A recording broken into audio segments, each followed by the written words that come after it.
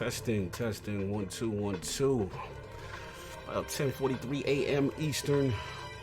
Talk to me, chat. Big Mad Mo. Drew, what's going on? Sean Sue, Bad Coffee. Let me know what's going on, man. I had a lot of issues trying to set up right now, and I just want to make sure, a ton of audio issues. I just want to make sure I am good, I'm clear, that y'all hear me. So if y'all in that live chat, please talk to me. It is much appreciated. We'll do a couple of sound checks in a minute. I got to get the Lord. I didn't even wake the Lords up, man. It's that type of day. So chat, if y'all seeing me, talk to me. Let me know what's going on right quick. All right. Sending data to Twitch. All right, that's good, Twitch. I see you. All right, so sound good on my bag mode. Thank you. What's going on? Thank you, Sean Zeus. Appreciate it. Christopher Hart, what's going on? We almost live. Yeah, we're a little running behind. I'm trying to get things together. A lot of issues on my end. I think I was able to resolve it. Thank you, Graphic God, if you're in there, if you hear me, because you saved the day.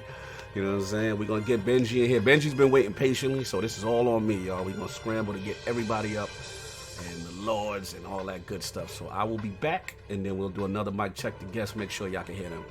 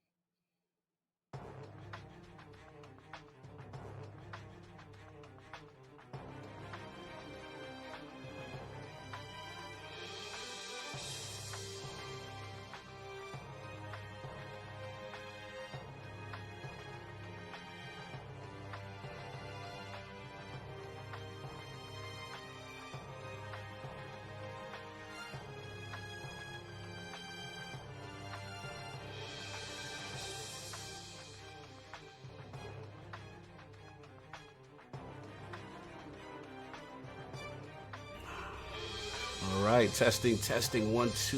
It is Cognito here, the legendary Benji Sales in the room. We're going to do some chat. Benji, talk to the people real quick, just make sure they can hear you. Hello, everyone. Hope you can hear me good. Excited for a great chat today. Exactly. Yo, chat, talk to me, man. We got the legend here. Let me know y'all can hear him good. Okay, Shunzo says, I still good, sounds good. That's great, but let me know if you guys hear Benji. That is the key. That was the issues this morning. So, chat, talk to me, Shunzo. Xbox 448, what's going on, bro? All right, so Eagles fans sound good. Y'all saying sounds good, but I need y'all to say specifically, Benji sounds good. Then I will be at ease. All right, Chris Hart. Somebody say Benji sound good. I need that. All right, so we're good. Shanzu, my man. Thank you very much. Awesome. So what I'm gonna do is we're gonna go mute because you know the king is gonna come in here and he gonna about to give us a copyright strike because he's gonna come in here with some musical theme song and we're not gonna do that. So we gonna mute and we'll see y'all in a few minutes. Thanks a lot, Jonathan B.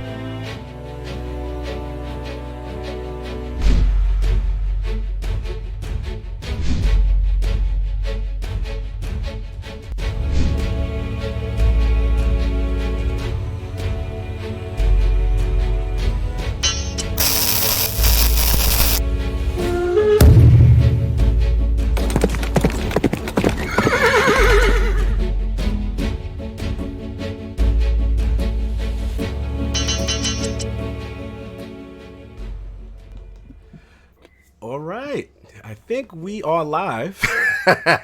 Chat, let us know what's going on because it's been a hell of a morning. But anyway, and we are live. Welcome to the Iron Lord Podcast and the lordsofgaming.net, episode number 169.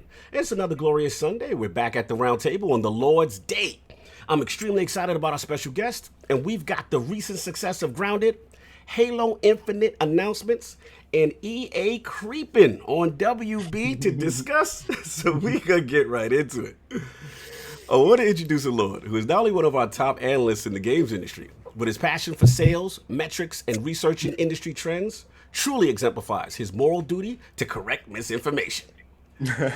Introducing the independent video games industry analyst and host of the Benji Sales YouTube channel, the Lord of Reset Era and UFC predictions, and the original Phantom Thief mask on YouTube.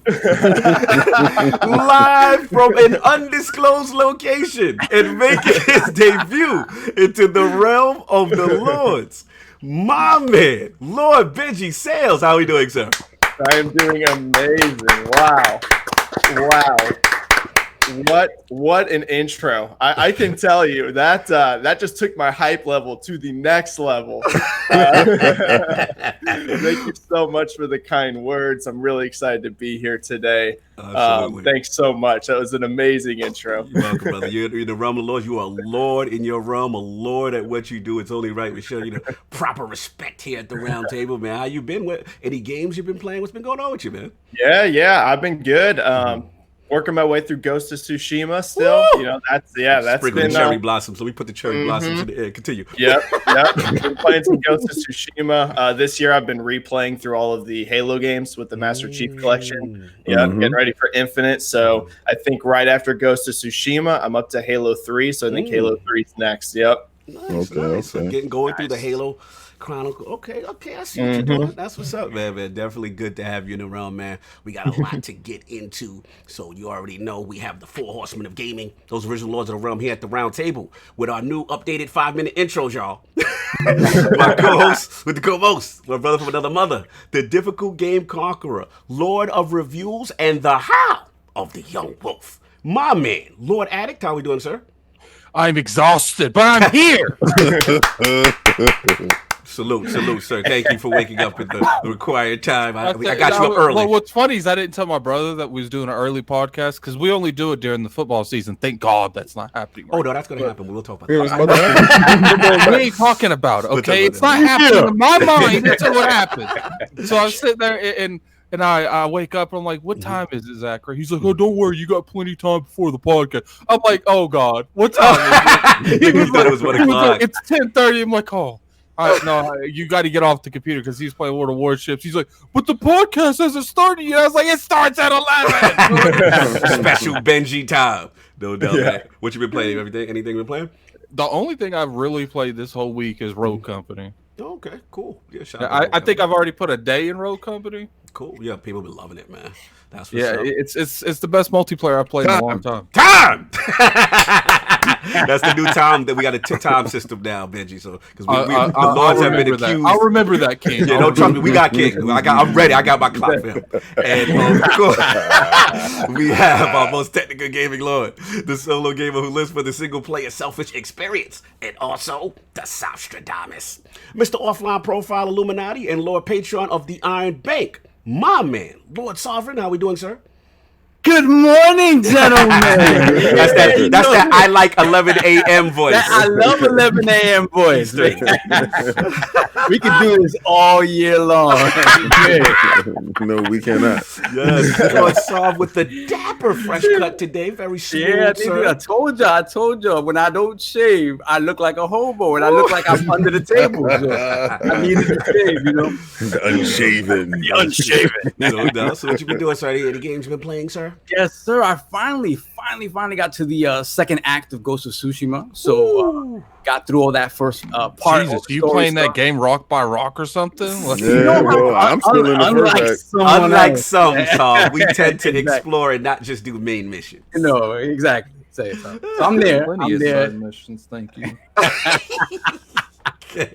somebody unnecessarily fighting the last boss with no help, with no I really didn't notice that, man. This man has no hot springs. I'm sitting there like when I did that, I was like, after I beat it, I was like, that was harder than it should have been. I feel like that was harder than it should have been. Like, You think? So real quick on it, I'm tending now more to play more like a samurai. Like the thing is, I love stealth games, but I feel like the stealth, I'm not gonna say it's undercooked here, but the game is made for the samurai combat. Really, the stealth is.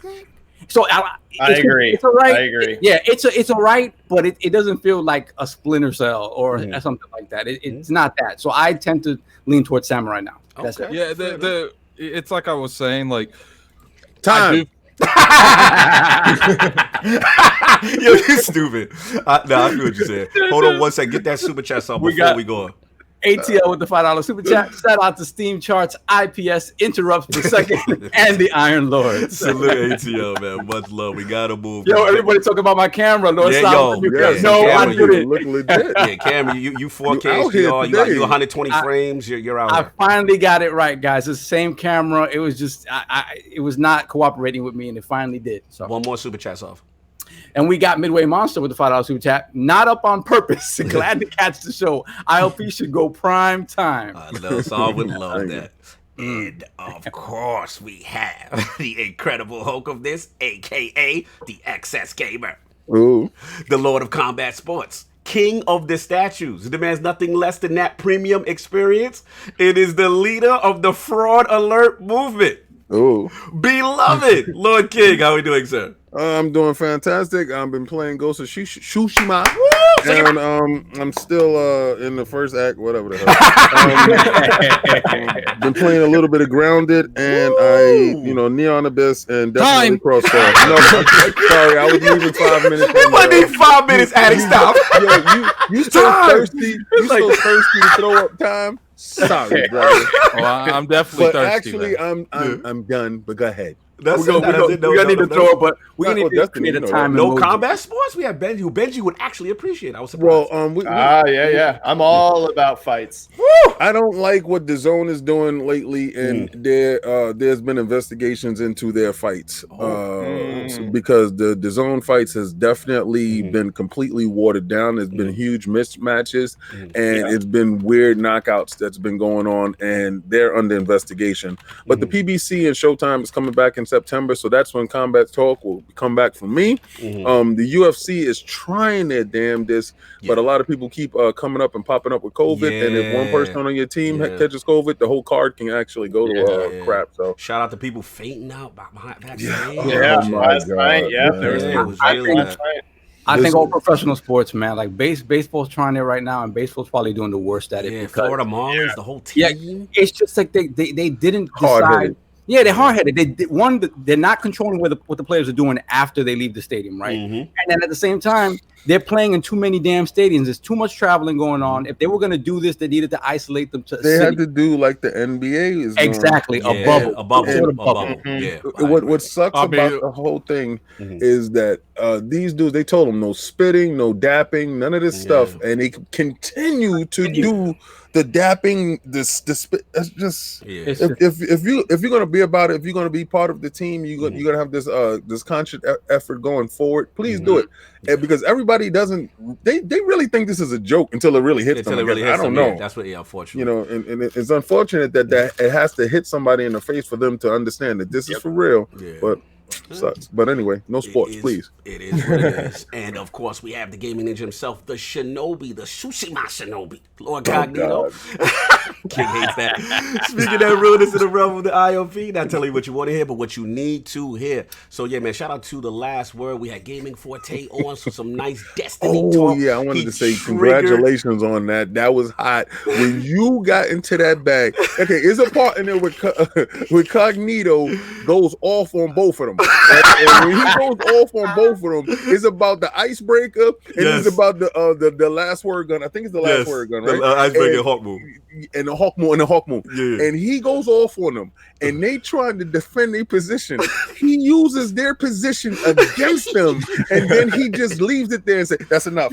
And they had nothing else to say. I think I watched that at least 10 times, just laughing. Little shout out to my brother Ibantis. We're extremely passionate. Destiny is very, very a purist game with exotics and certain things coming back. Huge debate, but they know how to push the button, and I had enough. They would antagonize me. But He was stressed. Hold up, the icebreaker's coming back? No, Hawk Moon's coming back. So, but people are saying it's not coming back in its original form. Yeah, I would have preferred the icebreaker. They're not going to give us icebreaker. Wait, Benji, you play Destiny? Oh yeah. Oh, you like my new favorite analyst now. That's what's up, man. It's amazing. It's amazing how just Destiny related can just completely corrupt us. Like, Shout out to like Neo, that Xbox showcase, man. The moment Destiny showed up, it was the best show ever for me. It was all okay. It was all good. It was all good. Look, let me before I go over. How big is that going into Game Pass though? That's big. Huge. No one's really talking about that. No one's talking about it. All right, Jonathan B said time on me. He said time. So real quick. So I've been doing that. Ghost of Tsushima, of course. Grounded in Game Pass and Messenger in Game Pass. That's what I've been doing, man. So look, now that we got into what the Lords have been playing, I want to focus on Lord Benji. His video game system history, his journey as an independent video games analyst, and of course what led him to creating the amazing Benji Sales YouTube channel. So let's start from the beginning, Lord Benji. What was some of the first video game systems you had, and what got you into gaming? So it all started for me as a little kid, like a lot of people. My very first console was the Super Nintendo. My uncle bought it for me. Wow. That was my real introduction to gaming. Wow. And since then it was just like a lifelong passion, all the way up through PS1, PS2, the original Xbox 360, really just my whole life, but it all kicked off with Super Nintendo. Man. All right, so let me give me. At least he's not one of our guests that makes me feel really, really young. That starts off like I was playing Pong back in the day. At least he started out with the console I actually owned back in the day. Attic appreciates the younger demographic guests he has. Tends to be an older cast sometimes. Let's get this super chat real quick. Lord Kaibatsu with the $2 super chat. Cog don't play with the Hawk Moon Master Race. Cog was holding me. That's my bro right there. Cog held me down during that whole argument. But enough about that. We get into the show. Double tap. Yo, shout out to Fonz. Shut your mouth, Attic. This old gamer talk right there. Shout out to the Fonz grounded gamer. You already know. Shout out to Stinger. So all right. So again, Super Nintendo. And then, like, from your progression onward, and I have to ask because we got to fanboy a little bit. Were Sega ever in your household, sir? No. As crazy as it is, hey, I know it's crazy.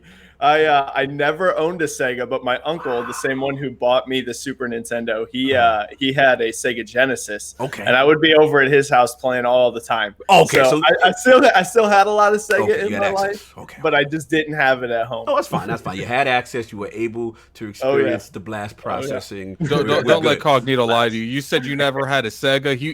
His icon was over kick Benji out. Shout out to Iron Mike. They said, all right, get him out of here. The Sega fans. Calm down, Sega fans. Time to pivot. Sega, relax. Time. Yo, could you imagine? Like, next to his name, it'll come up, kick this player. He saved himself, Sega fans. Stand down. So, okay, cool. So, and then now from the next generation, like, what was the next generations of systems after, like, the 16-bit era? Did you dabble into the 32-bit era? Did you, like, where did you go from there? So I went straight from Super Nintendo. My next console was the PlayStation 1. PlayStation 1. Then after that, back then, it seemed so common for all of us to go to friends' houses and play consoles. When I was growing up, I just had the one. I always had to pick one. It wasn't I was going to get them all. So I'd go to a friend's house to play Nintendo 64 and things like that. But I was the PlayStation 1.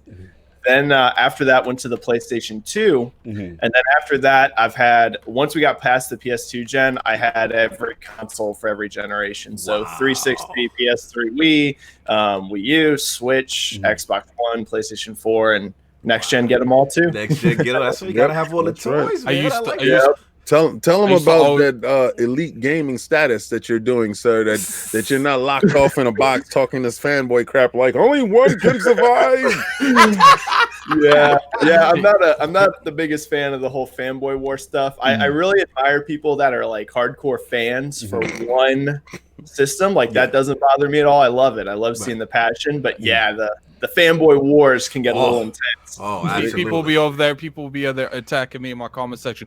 But addict, I have God of War. I got God of War right here too, dude. I don't know what you're talking about. Like, and chances are I beat it before you did. So that is a fact. Yeah, salute, man. Tremendous games history. Love the diversity in the consoles. Very cool. So let's get into actually the games industry, right? So like what specifically pushed you to become an analyst? Yeah, so it all started, really as a hobbyist, and it really kicked off way back in the day on GameTrailers.com. I don't know if anyone remembers that website. Hell yeah.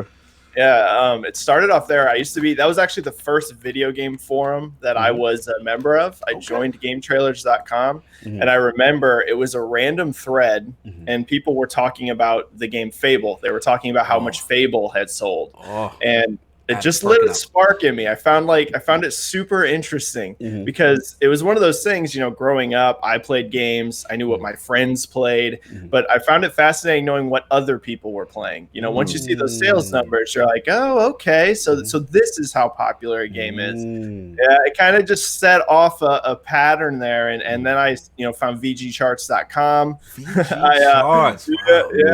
I went on there and started talking with salespeople, eventually NeoGAF, eventually Reset Era, and really just dedicated. I mean, I've been doing this now in a hobbyist way for probably a decade. Wow. And it just started getting like more and more of a following, more and more people kind of listening to some of my analysis, and I was like, let's take this to the next level. And that's whenever I decided to make the Twitter, to make the YouTube. And then from there, it's just kind of blown up. It's been kind of crazy how much the Twitter's grown. So it's humbling. Yeah, it's humbling. Absolutely. Yo, that is pretty awesome. Let's get this super chat real quick. Shout out to the Basement Radio Arcade. Brap. Woo! Salute, Lords. King, I am coming over for leftovers. God, Ghost of Tsushima is awesome. Yes, it is. Salute to Brap Basement Radio Arcade. Brap be on that Saturday, that watch an hour. His eyes be open. You know it's a good conversation. You ain't been on since this time thing showed up. I'm going to time you all the time if you come back on again. Anyway, moving back into Benji, man. So cool. The thing I want to also talk about, obviously, as you as an analyst, market trends and misinformation. You know what I'm saying? So it's like, what do you think? I always want to ask you this. Like, what do you think most gamers get wrong in terms of analyzing trends in like NPD? I think everything. There is a lot of that. Yes, there is a lot of that. I think the thing that most people get the most wrong is that so many people are kind of in their own bubble. So whatever bubble that is, whether it's the Nintendo bubble, whether it's a certain franchise bubble, whatever, you kind of get locked into this one viewpoint, and you only really look at that. You don't look at how other things are selling. And I see all the time misinformation. One that used to drive me crazy. Which one? Let's get into it. The story has changed now, but for a long time there was this like kind of belief going around like Rainbow Six Siege was a flop. And it was driving me crazy because I knew how big their player counts were. And it had just become this narrative. Now it's changed now, right? So many people know that game has tens and tens and tens of millions. But initially, with no single player, it didn't receive well at first. It started slow, and then it really ramped up. But it took a while for everyone else to kind of catch up to knowing how much it ramped up. It was that weekend that it was a free weekend, and then it just blew up after that. And sometimes these stories about sales and performance, they take a while to get like well known. You know what I mean? So many people will be focused on, oh hey, this Nintendo game that I love sold well, but they don't know anything about how another game sells, so they just call it a flop. I see it all the time, even in my mentions. They'll just be like, "Oh, that game sold terrible," and you're like, "Well, actually." Fair enough. So yeah, I would say that's the thing that people get the most wrong. They just get kind of locked into their own bubble and don't see the whole picture. Okay, fair enough. Let me get my man. Shout out to Rise and Grind with the Fallout Attic. That's our boy right there. Make sure you say something next time, brother. Rise and Grind. Salute, man. I haven't seen you in a long time, brother. He hit send too quick. Oh. Yeah, he said real quick. Make sure you say something in the chat, brother. He was probably laying back in his chair, man. I ain't typing nothing right now. You just gonna take this $5 and you gonna be happy. Yeah, man. Yo, but salute. So that's what's up, man. And then, like I said, you seeing this misinformation. Now, would you say like that was another factor as far as leading you into kind of content creation, doing your own YouTube and that kind of stuff? Like, what was that inspiration to get into YouTube? So the thing that really pushed me over the edge onto YouTube and Twitter, like talking about it in a big way, was actually, funnily enough, I originally thought I watch a lot of, kind of funny, Easy Allies, podcasts like this, big fan. And all the time they would say sales info wrong. I love those channels. So I'm not, this isn't a knock. Salute. We love them all. Salute Easy. We love them all. But I mean, all the time it was popping up. So I originally thought, hey, I'm just going to make a Twitter, to kind of help these guys out a little bit. Maybe just kind of let them know occasionally as a nice comment, not even mean. Oh, hey, just here's some info on it, because it gets spread all over the place. So that was definitely part of it, the whole misinformation thing. And I know very few people are doing it purposefully. You know what I mean? It's one of those things that it takes a lot of time to research. And that kind of started it off. But then I was like, I'm just going to do my own thing, and then maybe people will pull from it. And luckily they have. Okay, that's what's up, man. Yeah, definitely. Like I said, doing your history and seeing how. One thing I respect is how cool you are about presenting the information. You're not doing any type of like you said, you don't do it in a disrespectful fashion or try to show anybody up, but just say, hey, this is actually how things are trending. This is what's going on. You know, that kind of thing, and it's extremely informative, man. So salute. Thank you. You do a really fantastic job with that. So before I actually open it up for Q&A and stuff. One thing we got to talk about, obviously, is the sales that's going on in the industry. We're seeing a lot of movement, a lot of traffic and stuff like that. I want to save my question for you in reference to the ground and stuff, because we have a separate topic for that. But another thing in reference to, like, for example, me and you are obviously a big Ghost Tsushima fan. And just, the amazing story, the cinematography, all that stuff. So, like, I want to talk about, like, how that is viewed as far from an IP standpoint, as a new IP. Like, what are we seeing from a projection standpoint, like, about, because we know, like, physical sold out, right? Like, physical is very hard to get. So, like, what are your projections, to say, like, as a new IP for Sucker Punch? Yeah, so Ghost of Tsushima, or Tsushima, has been an absolutely phenomenal success. It's actually kind of crazy. In fact, I think it over-delivered on what Sony were expecting. Me personally, not so much. Anyone that follows my YouTube channel, I was predicting over 2 million units for launch. It hit 2.4 million, so right in the range I was expecting. Wow. But I think Sony actually projected on physical copies, because it's in Japan, it's hard to find. In the US, it's hard to find. Physical shortages all over the place, and usually that happens because game's doing better than you thought it was. So it started phenomenal. Legs are looking encouraging. I think it's going to sell over 10 million units. I really do. Yeah, I really do. That open world genre has like really good legs. If you look at like Horizon Zero Dawn, for example, the previous best-selling new IP for PlayStation, that went on to sell over 10 million units, and it started slower than Ghost of Tsushima. So it'd be pretty surprising for it to miss 10 million.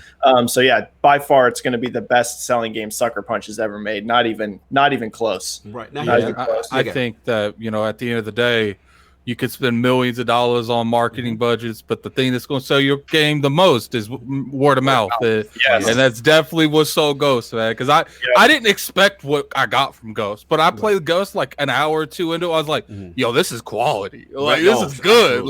Absolutely. The word of mouth actually seems better than the reviews. It got good reviews. Like, it's not like it got bad reviews. It's like a mid-80s meta. But like when you read online, at least, like the overall feedback seems overwhelmingly positive. So yeah, word of mouth seems really good on that game.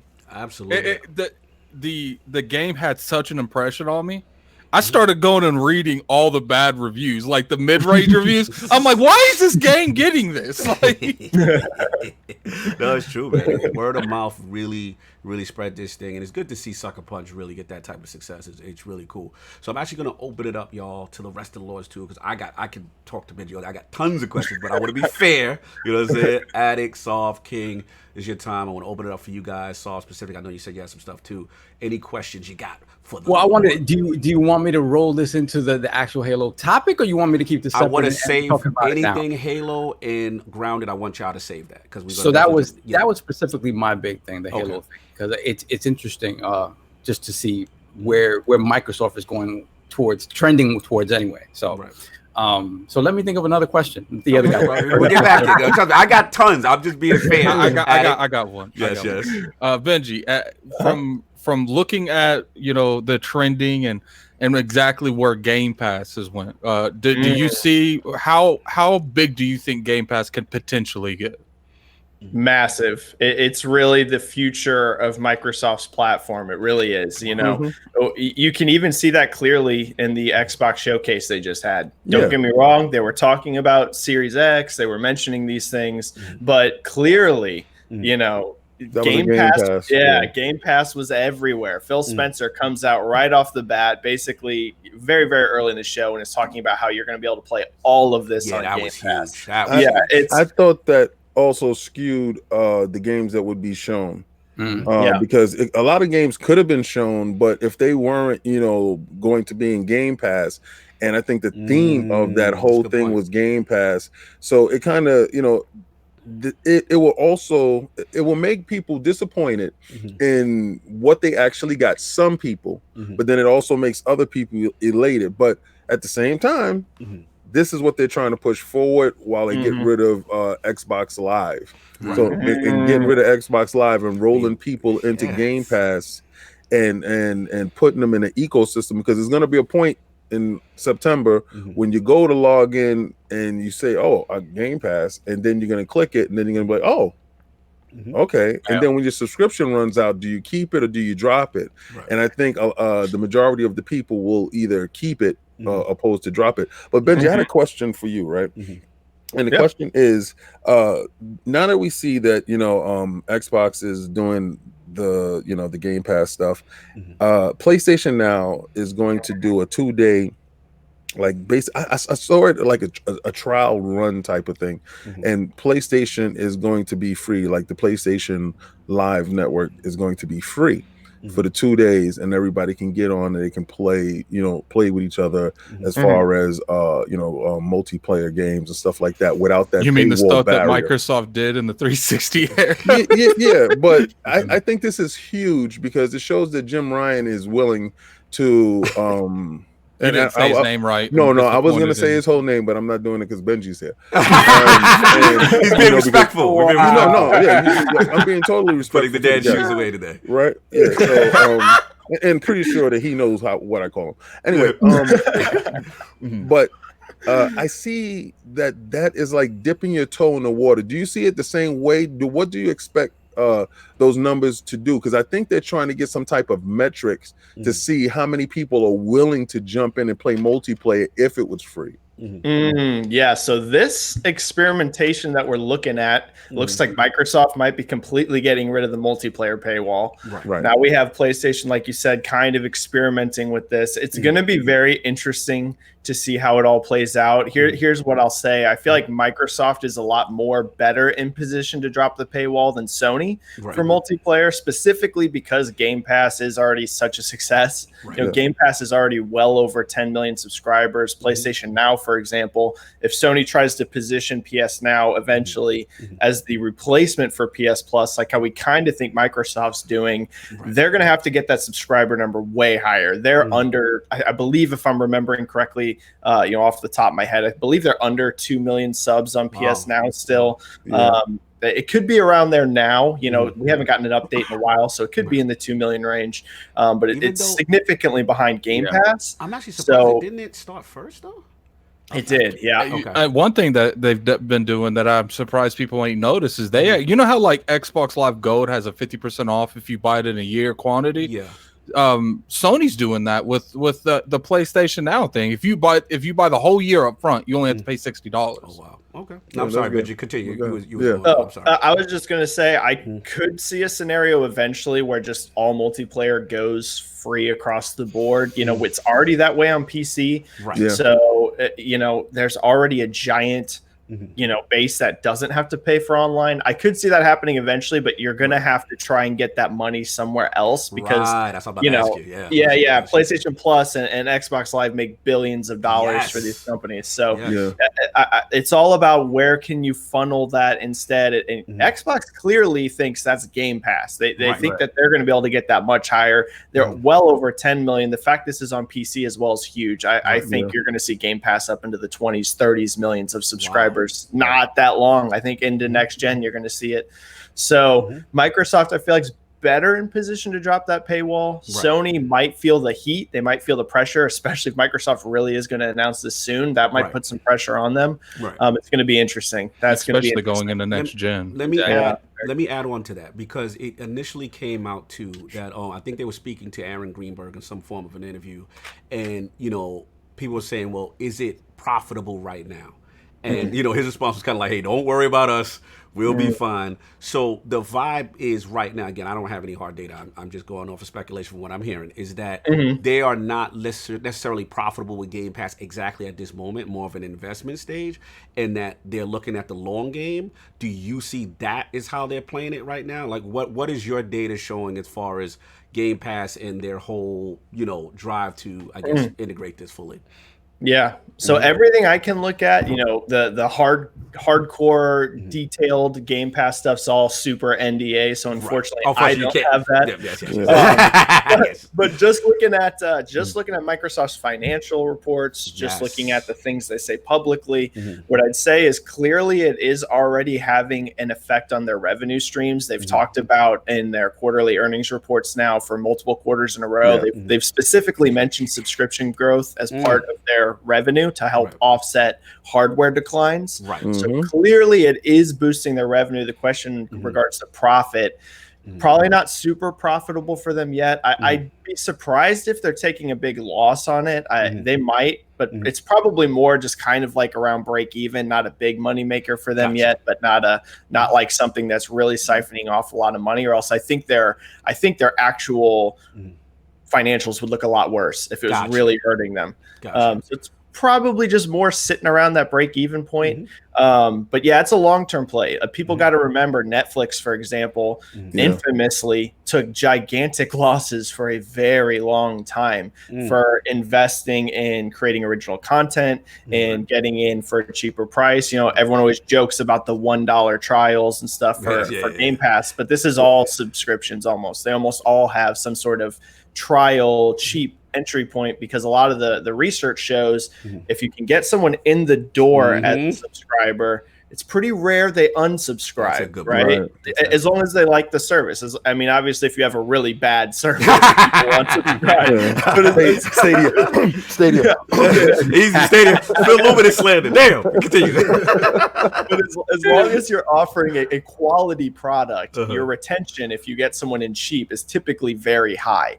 So maybe someone's paying $1 right now, but the statistical odds are a huge chunk of those people are going to stay on and be spending more than $1 eventually. So yeah, it's just a long-term play. A lot of people need to remember Game Pass is not that old. It's already over 10 million subs.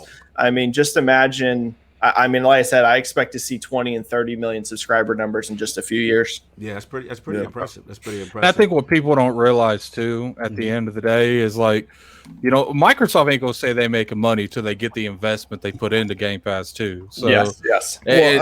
And I think that they consider buying the studios, all that was an investment towards Game Pass, right? Because they want that content to go into it, and they probably spent billions of dollars in the past 3 or 4 years to get to this moment. Well, I felt Netflix turnaround point was when they started making original content. Their own stuff. Yes. And their original content is some of the most compelling content because they're going up against, Showtime and HBO. And I really believe they knocked Showtime and HBO out the box, to be honest with you. I haven't subscribed to Showtime nor HBO in such a long time. Only when Game of Thrones or something like that pop up, you tend to gravitate back towards the big two. But Netflix and Hulu have been holding down this mid-tier spot for so long with original content, and I believe Microsoft is trying to get to that space, and I know Sony can definitely get to that space. Are they willing to do date and date with their with games like Ghost of Tsushima, potentially, like Benji said, can sell 10 million. That is a deterrent when it comes to releasing it inside a PlayStation Now, right? Because then you lose, or you potentially lose that 10 million. But I also think it's a double-edged sword because you open yourself up to so many more people. Right. It doesn't preclude you from purchasing the game once it's inside a service. And that's just my level of frustration with it. Do you see any metrics that indicates that Sony is leaning towards that because they're doing PC stuff now? Do you see like we've seen Horizon Zero Dawn? Right. We've seen the success that, like King is saying, when they've dabbled, so to speak, right? They haven't gone as full as Microsoft in that space, but we've seen Death Stranding. We've seen that there are rumors. I have to speculate. This is speculation, y'all. But that other things may come. What do you think about that, Benji? Do you think it's a situation where obviously we're seeing the success of Microsoft recently that they may say, hey, we want to dabble in that? Or you think that they're so tied to the console space and selling consoles as opposed to Microsoft's philosophy with more of getting you into the ecosystem? Yeah. I think Sony is in a bit of a weird spot. They are still really attached to that console, really, really attached to it. And they're still also really, really attached to full price game sales. And there's a specific reason for that. It's because they still sell so many consoles and so many games. Both the PS4 and the games themselves are just, it's crazy the performance they've had this generation. But here's what I think. I think Sony is going to not go as all in as Microsoft, where it's day and date right off the bat. It's on Game Pass. It's on PC. Eventually, it's on xCloud. It's just going to be everywhere. Microsoft wants their games to be as easy to get a hold of as possible. They're trying to remove that barrier of entry. I think Sony's not going to go that far, but I do think you're going to see quicker turnarounds. I won't be surprised if you see hey, 1 year after launch, these games are in PS Now. So I've been trying to tell people. Continue. That would not surprise me because they do got to get those PS Now subscribers up somehow. They've got to do it somehow. You are going to still just see a natural slow increase as they get more third-party stuff, but the real reason Game Pass is as big as it is because people know when Halo drops day one, I'm going to be able to get it in Game Pass. When Fable drops day one, I'm going to get Fable in Game Pass. That's really what drives it. The third-party stuff's great too, but it's knowing that first-party stuff's there. I'd be surprised if Sony goes day one because they make so much money off of full box game sales. But I do think you'll see quicker turnarounds. I think because right now, sometimes games take 2 or 3 years to get into PS Now. I could see a situation where it's 12 months after launch, PS Now for God of War 2 or, not 2, the next God of War or whatever. I can understand that. I can see that. So I got a question for you. Okay, obviously we see that Sony's going a little bit more PC friendly. We're seeing Horizon Zero Dawn, it's coming to PC. Do you think there's a world where Horizon sells so well that we'll see PlayStation games come to PC a year after launch? It's possible. Horizon's definitely a trial run. I'm very confident that's exactly what's going on with Horizon. I feel like within... Oh, sorry, you finished. Oh, I was just going to say, it seems very clear to me this is Sony testing the waters for two things. A, how much it's going to sell, and B, what sort of PR impact it has. Because Sony is very, I would say... somewhat clued into their audience and that they very much pay attention to what's being discussed online, like big time. They're very clued into that. Yeah. So I think it's partially looking at PR. Will people care? Will people freak out? But the end all be all is how well does it sell? I expect Horizon to sell multiple million units on Steam, multiple millions. They're going to have more games on Steam. There's just no doubt in my mind. Or maybe Epic Games Store. I was just getting ready to ask you that. I was just getting ready. You jumping right into it. I was just going to ask you, being that they made that initial baseline investment in Epic, themselves, do you feel that that's going to skew their PC releases towards the Epic Store first for a limited time, or would it just be released in Steam and Epic at the same time, or both? I guess I want to double on this question too. That's a great question, Kay. Because of that relationship, will they just go Epic exclusively, or Horizon Zero obviously was before the deal, but I'm just curious about that relationship. That's a good question. If I had to guess, and this is a guess, I would think they'll probably just support both, because even though Sony did invest into Epic Games, and it sounds like a big number in terms of percent, you're talking it's about 1%, 1% of Epic.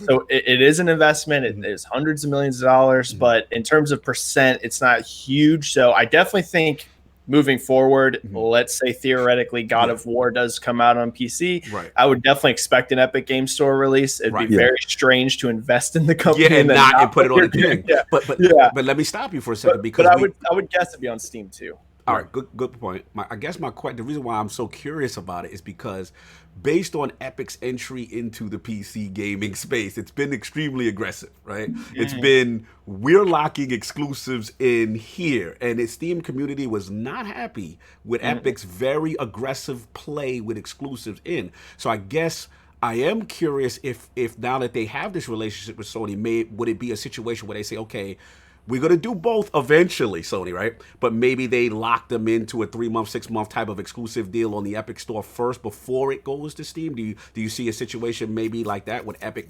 I don't know if they could demand that based on the relationship, but you understand what I'm kind of getting at with this? Yeah, I definitely see where you're going. It is possible. It is definitely possible. Sony's such a powerful company too, though. It's they can kind of make their own demands too on that relationship. I think Horizon's going to sell too strong for Sony to ignore it. I mean, I really think people are going to be shocked how much that game sells on PC. It's been in the top. It's been in the top 10 right now. Yeah. I mean, since it went up for pre-order, it's essentially been top 10 the whole time. This is a game that's going to, do crazy on Steam. So it could happen. It very well could, especially like you said, if it was like a 3 or 6 month window. I'd be surprised if you saw like a 1 or 2 year exclusivity. But it's entirely possible. Definitely, clearly expect some very close ties between Epic and Sony moving forward. It's not a coincidence that Unreal Engine 5 was demoed on the PlayStation 5, for example. Correct. They have a close relationship.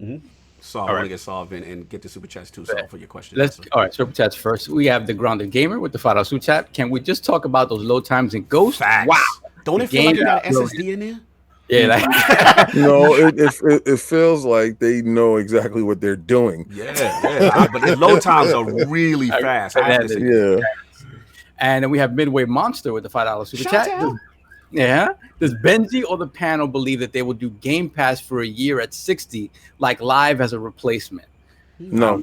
60? No, I doubt it. I mean, there's too much that goes into Game Pass. It's $129, right? And then when you start to break down, maybe if you buy it all in one shot, it's like a month or two off.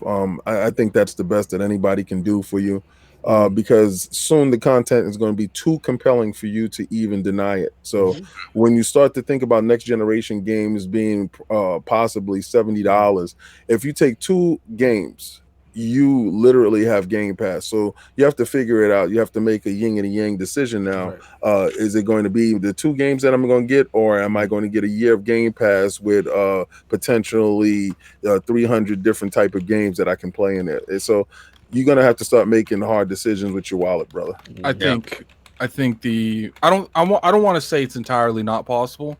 The variable is what Sony does. If Sony starts making PS Now compelling, and you know, they start to put stuff in there faster, and then we don't know how much pressure. Like right now, I've always said Game Pass isn't like the post date. Right. Like I don't think they've 100% went behind Game Pass. They put money behind it. Right. They built a structure behind it, but I think they're in game with Game Pass is next generation. That's when they're really going to amp stuff up. They've been ramping up to get to this. Yeah, they've been and I feel way, like once next gen starts and they start amping up the output they're doing, what they're putting in Game Pass, especially for the price, because I mean you can go out and buy a lock card. I know some people don't think that exists, and then you can get a subscribe to Game Pass, so you can literally leave there for $300 to $400. Like leave the store. Yeah. You're taking my question. Be quiet. Have access to all these games, and it's just like if that starts happening and Sony starts losing ground because of Game Pass, they're gonna have to respond. Right. Yeah. And then if they respond strong enough, Microsoft's gonna have to respond. So now, I want to get Dizzy, and I'm gonna let you go because you've been waiting on your question. Shout out to Dizzy, LordsOfGaming.net, COO.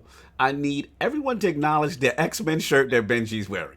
The superior comic crew for the fans. Be gone, Avenger. Salute. Where's Kaibatsu? Damn, Dizzy, stop Marvel fanboying. Wow. How you gonna say be gone, Avengers, and half the Avengers is X-Men? Shut up. Because when it is Kaibatsu and him have a Avengers, like Kai be slandering the X-Men. Like, he calls them like the 90210 of Marvel. It's funny. He be going in. He be going. Yeah. So they be having it. So he sees Benji with that shirt. So Disney's like, yes, one of my X-Men brothers. I already know what they fanboy crazy. So Soft, get your questions off, sir. So Benji, this month we're expecting console prices to be announced, pre-orders, and we're expecting the potential announcement of the Lockhart. Yeah. So we've also always speculated about what the Lockhart would do to the market once it's announced. What do you, in actuality, what do you think announcing a Lockhart that launches day and date with the Series X does to the market in terms of Series X sales, in terms of the Xbox platform in general, and how it affects PlayStation sales? And I want to add something on to that I see a lot of people say, Benji, do you think there is a market for the Lockhart? Continue. Yes, actually. So Lockhart has been something I have been so back and forth on myself. I've been 1 month, I'm like, hey, Lockhart seems like a genius idea. The next month, I'm like, man, Lockhart does not seem like a good idea. I'm like, I've been all over the place with it. I actually think maybe internally at Microsoft, they've been a little unsure as well, considering we still haven't even seen this console. Correct. There's been not even a single hint or wording from Microsoft about it. I do think it is going to release. I do think so. But, I think it's partially a marketing challenge, especially for Microsoft, because this box is rumored to be weaker, than the PlayStation 5, much weaker than the Series X. Still going to have some big jumps over current gen with the SSD, the CPU, things like this. So I think they've been just kind of taking their time figuring out how are we going to market this? How are we going to, make sure it does well, but also not take away from Series X? I just think there's probably a lot that's gone into it. In regards to market performance, I think it's going to do well, especially if they're targeting lower resolutions. Here's my thing. As long as it can run games great, as long as the games besides resolution are going to be primarily very similar. Tons of people have 4K TVs now, but it's still a fact that a ton of people don't. And especially whenever you have, especially when you have people with kids, that their kids are younger, they just play Minecraft, they just play Lego. You're not gonna buy him a 4K. You hear that, you TCL dude? King, shut up. We could have used TCL sponsors, King. Especially, I see that with a lot of the fathers in our community. They're like, I'm getting a Series X, but I'm getting him. Get him the little joint. Yeah. Listen, it's not just the children. I'm going to purchase at least 2 to 3 Lockharts for myself with multiple televisions. It makes no sense for me if my primary gaming space is already set up for a 4K 120 hertz situation. I don't really game in those other areas like that. So 1440p 60 frames per second, that's fantastic for me, and I can do that, and I can save a whole bunch of money in doing so. I don't need to keep up with the Joneses. If I got it one place, I can go to that one place, and I like to stay in one place and play games there. So back to what you're saying, Benji. I'm sorry. Okay, Attic. Attic. Oh, I thought. No, okay. Like me personally, like I feel like if Lockhart, when they do announce it, I think that's they're going to market the Lockhart more than they market the Series X, and that's just me. Ooh, I think interesting. I think from a price point, they know that's going to be more appealing than the 4K resolution. So I think they're definitely going to market the Series X. Right. But when it comes to stuff like the Super Bowl, if Walking Dead's still a thing in a couple years, like those are going to be the place where they show the Lockhart, because people are going to see that $300-$400 price tag, and they're going to grift towards more that than anything else. Hold on. We gotta get. Yeah, get something. I gotta get. They market them hand in hand, though. I don't think they market them hand in hand. But here's the thing. I mean, to Benji's point and Saul's point, marketing up until this point has been the most powerful, the most this, the most that. Non-stop, Non-stop, right? And it's just like there's been. I mean, we are the hardcore. We know this thing exists. But to the masses, the casual, he only knows. And I think that's where the Lockhart comes in. I honestly think. All right, shout out to Phil Dominus, Maximus Spencer, soon to be Aurelius. I think that's the genius in this. This is the backhand. All right, it's telling you that we are the most powerful. If you want to do 4K 120 frames per second, you're doing it over here. And they've been really pushing this 120 frames per second stuff. They've been really out there with it, telling you what the frames per second, and 60 frames, forcing Sony to say games are going to be 60. Okay, calm down, people. And no, I like that. But at the same time, they know in the beginning of this generation, resolution gate was huge. Right. So you take away the power talk, right? So, Sony's talking speed, and they're like, yo, calm down. We got a fast SSD as well. We do SSD stuff too. Velocity architecture. Yeah. So just check us out when we, head to head with them with our third parties. Right. All right. But price was where Sony came in. And I don't think you talk price until they drop price, and then they can switch the narrative on. It's like a pivot. Right. When you can undercut your competition and deliver close to same performance, because you can use the same wordage that they use dynamic 4K. PlayStation Pro was using dynamic 4K. Xbox One X was using a 4K. Right. Dynamic 4K with the Lockhart. I think that's the genius in undercutting, and this is where Benji and Sal's point comes in. That system sells more, and where Addict's point come in, it sells more or is marketed more than the Series X. We already market the Series X. You already know it's the most powerful. Right. And to Stinger's point in the chat, not to cut you, I'm sorry. To Stinger's point in chat, you are right in the sense that Series X price still hasn't been revealed yet, too. Right. That's an aspect, yeah. Well, I think it's like I said, at the end of the day, they know price is above everything. It's above any type of thing that you want to sell. If you have the cheapest and still an effective product, you're going to do great. And I think that is the reason. Shout out to the Switch. I think at the beginning, obviously, the Series X and the Lockhart were in research and development years before this came out. Right. I think if Microsoft could go back, they would probably stop the Lockhart from coming out, because I don't think they knew that they could be so close to Sony price rise. And I do think they're going to be close. And I think that Lockhart is supposed to be that thing that comes out, and that's what's marketed. And I think Series X will be marketed, but they want the focus on we got the cheapest, because any slogan doesn't matter if you got the cheapest. We've seen that at the beginning of this generation, that they were $100 cheaper, and it don't matter what there was definitely a power narrative, right? But what's the easiest bet? This thing's more strong. This is $100 cheaper. Jonathan B's giving us time. He's hilarious.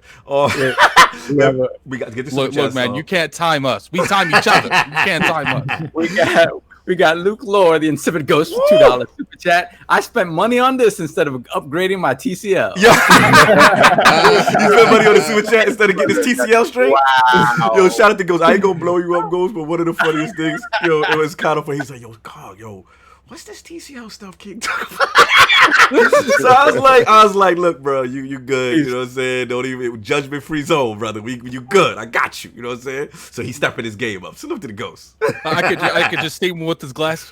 hey, Cognito, what is this TCL thing? That's the homie. That's the homie. Nah, Shout out you to know, I like Ghost. Ghost is actually love one of my Luke Law, favorite man. people. That's my on- guy. Except What- Ghost. Hey, Ghost, you got to hit me up, man. My brother and me are ready. Yeah, they ready for that Halo War smoke. They ready for that. You What- Halo. about to get so much smoke you ain't gonna be able to breathe. What I love is when people look at their TV and they hear my voice.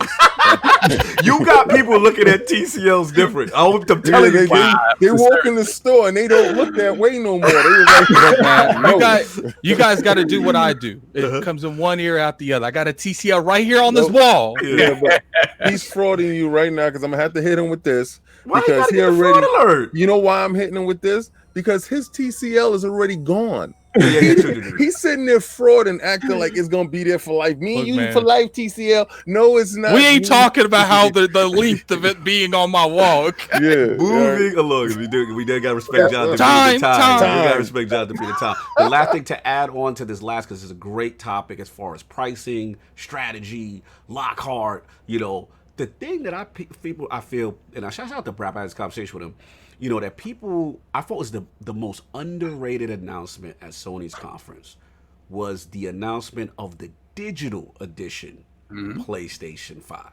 So my question is, do you see a scenario where they try to position this thing to combat Lockhart? And we know discs don't cost that much, but would they be willing to take, you think, a real financial hit to get into a sweet spot to try to compete with Lockhart on the lower end SKU? Yeah, I absolutely think Sony's taking a loss on the digital console. I'll be shocked if they don't, to be honest with you. I think that is the primary reason that console exists, because this is just a guess. We don't have final pricing yet, but I'm expecting PlayStation 5 to be $500, and I'm expecting Series X to come in at $499 as well. And I suspect Sony plans on taking a loss on the all digital, and people will say, How much a loss, Benji?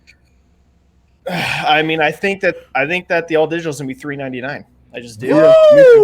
Yeah, I really do. I really do think it's gonna be $400. And people will say, hey, a disk drive doesn't cost $100. It absolutely does not. But when someone buys that all digital console, you're ensuring for the lifetime of that generation, they're not buying a single disc because they cannot put it in their console. And digital margins are so much higher than physical discs. So much. You don't take a retailer hit. You don't take a production hit for making the games, for making the cases. So you're going to, every single game you sell, you're making more profit off of it than if you sold a physical copy. So maybe that disk drive doesn't cost $100, but over the lifetime of that consumer, you're getting a lot more than $100 back from them. So this is my thinking. If I was at Sony, they have people way smarter than me there. But if I was at Sony, I would be 100% positioning the all digital to take a loss to get that entry price point and cheaper. You never know. They could do something crazy and price it at the same, but with a larger SSD. No. But I think that would be a mistake. I think the all digital needs to be cheaper and quite a bit cheaper, personally. Just like you said, even if they go in and they purchase 2 to 3 games, those 2 to 3 games are actually at a greater value than if you brought the disc system and brought the same 2 to 3 games. Because like he said, no packaging, no distribution, nothing. This game got 100% to you without even having to reach the retail and split the money off. So they can definitely take $100 loss on it, and it only costs $18.75 to put that disc drive inside. And plus, one of the things that you really have to look at, like we're talking that from a first party aspect, when you lock down the disc and not let them go to GameStop, you're getting that 30% from every third party, not GameStop. GameStop has become completely cut out of this. And imagine like someone picks up a digital and they buy 2 to 3 games at launch. You've made that money back just right there. Instantly, yep. I agree 100%. I think it's going to be sold at a loss, and I think the regular PlayStation 5 might be a slight profit because the rumor is manufacturing on it's around $450, give or take.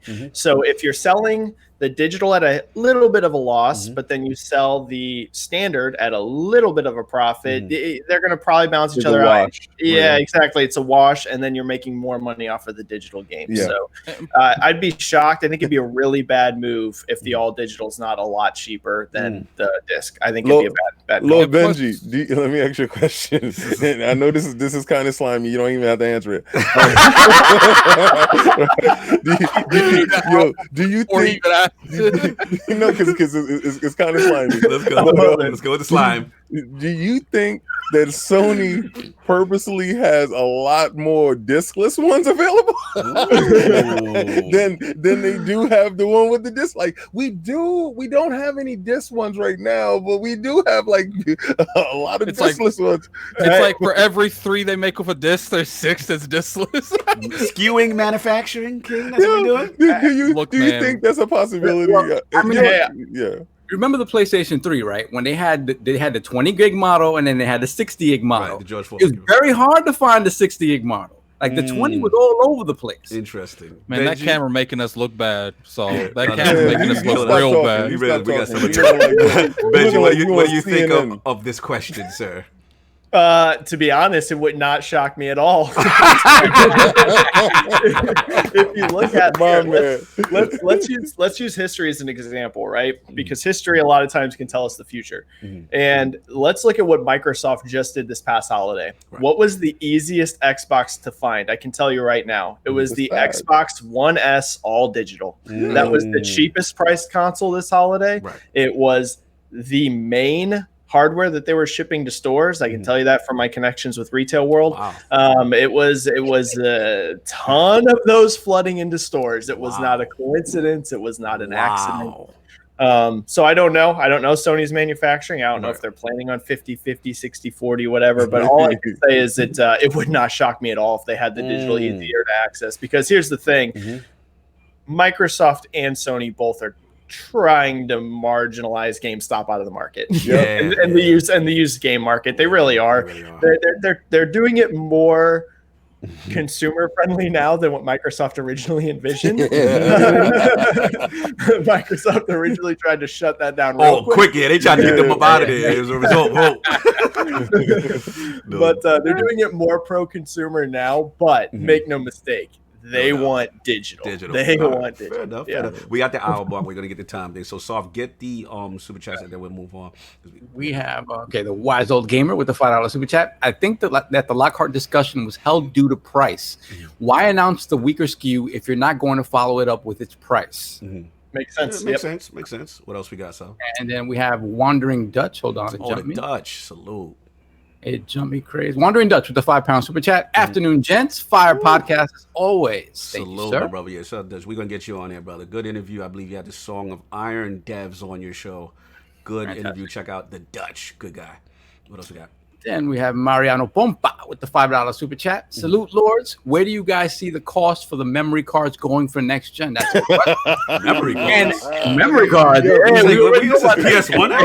Oh, he mean SSD. He mean SSD. Well, yeah, he gotta mean SSD. No, he's talking about the cards that you put in the back of the Xbox. Yeah, those little SSD joints. Yeah, those SSD joints is gonna cost like $200. But not like memory card like PS1 to say. They're about that size. They're about that size. They are tiny. Yeah. Those things is gonna cost you like $200. You want memory? You gonna pay? They gonna get their money back. Listen, they gonna get their money back. Listen, okay, I'm an Xbox dude, and I thought that was completely shady, right? I'm gonna say when you went proprietary, when we hear that word proprietary, be prepared to spend their back, right? Understand your wallet is gonna be proprietary as well, sir. So I know what was going down. Sony is purposely being ambiguous when it comes to this whole thing. They're not telling. They tell you, hey, you listen, you can swap your SSD out. But with a variety of partners that have to have that exact tech spec to support it. Nothing currently on the market is supporting this. Correct. But at a later date, we'll let you know what's available. And when you see the joints, and it costs the same price as your console. Yep. I mean, at this point, you're probably best off trying to find a nice 10 terabyte USB 3.0, and then you store everything there. And then when you want to play it, you move it over to the internal drive, and you can use all those hot features and then take it over. Oh my god, y'all carry. What out, my friend? Get the super chat. We gotta move on. There we got Smitty Smith with the $5 super chat. Lord Addict, you don't want that Halo War smoke with Luke. The ghost, the monster on that joint. It's the Luke. Woo! I don't know about that. I'm rolling with Addict. I'm rolling. I think. Well, if he's a master, I'm a grandmaster. No, I said Addict is a master. Oh, I thought you said Ghost is a master. Yeah, we haven't seen Addict's. Train me, man. Come on, yo. We haven't seen Addict's final form yet. Man, look at you quoting something you don't even watch. I don't like that. Stop. I know, right? That's what it sounded cool though. It sounded cool. You said you got to give him this, right? He got to get that. Yeah, for alert for me for not watching those animes and references. Continue. So there we have Eagles fan 76 with the $2 super chat. What is the point of this game of chicken on price? What's the point? I mean, it's the stakes are high. Strategy. What the hell is wrong with you? Nobody playing checkers. Look, I'll answer for Benji real quick. He tell me if I'm wrong. I think because $500 is probably the spot that it's most likely going to be, and maybe both don't want to be the first necessarily to say it. I mean, that's my guess. Just real quickly, Benji, what do you think in reference to that? I agree. I think the price is going to be pretty high, so that's going to be a scary thing to come out with. And then I also think I think Xbox 100% plans on significantly undercutting Sony on Lockhart. Don't be surprised if Lockhart's $300. Wow! Oh, you already hit first exclusive. I thought it was gonna be $299 as well. I thought it was gonna time. The numbers that I was hearing was $249 to $279. Okay. Ooh, that's spicy. That's spicy. So we caught up. We have Smitty Smith with the $10 super chat. We here at Smitty Smith Enterprises are partnering with Lord King to start actively removing all TCLs from people's homes. Thank you for your support. Thank you. Shout out to the TCL removal program. I just want to take 1 second to say that y'all have an amazing community. These super chats, I'm loving them. They're hilarious. You guys have an amazing community. Thank you so much. We have a few more. And we have Luke Lore again with the $2 super chat. Does TCL make memory cards? Asking for myself. Oh my God, savage. They did. I was there. We have Gaming Addict with the $2 super chat. Addict was right. Red Dead is a horse simulator. I love Red Dead. Why are we getting Red Dead slander random? So where'd that come from? I had to mute myself and turn off the camera because I wanted solved to say read it. So now what I'm going to do is I'm going to cut that little clip out. That's going on Twitter. Okay, what is that? He's making clips. Move on. Time. Exactly. Time. We don't need to talk about that. Time. I already got what I wanted. Time. What else?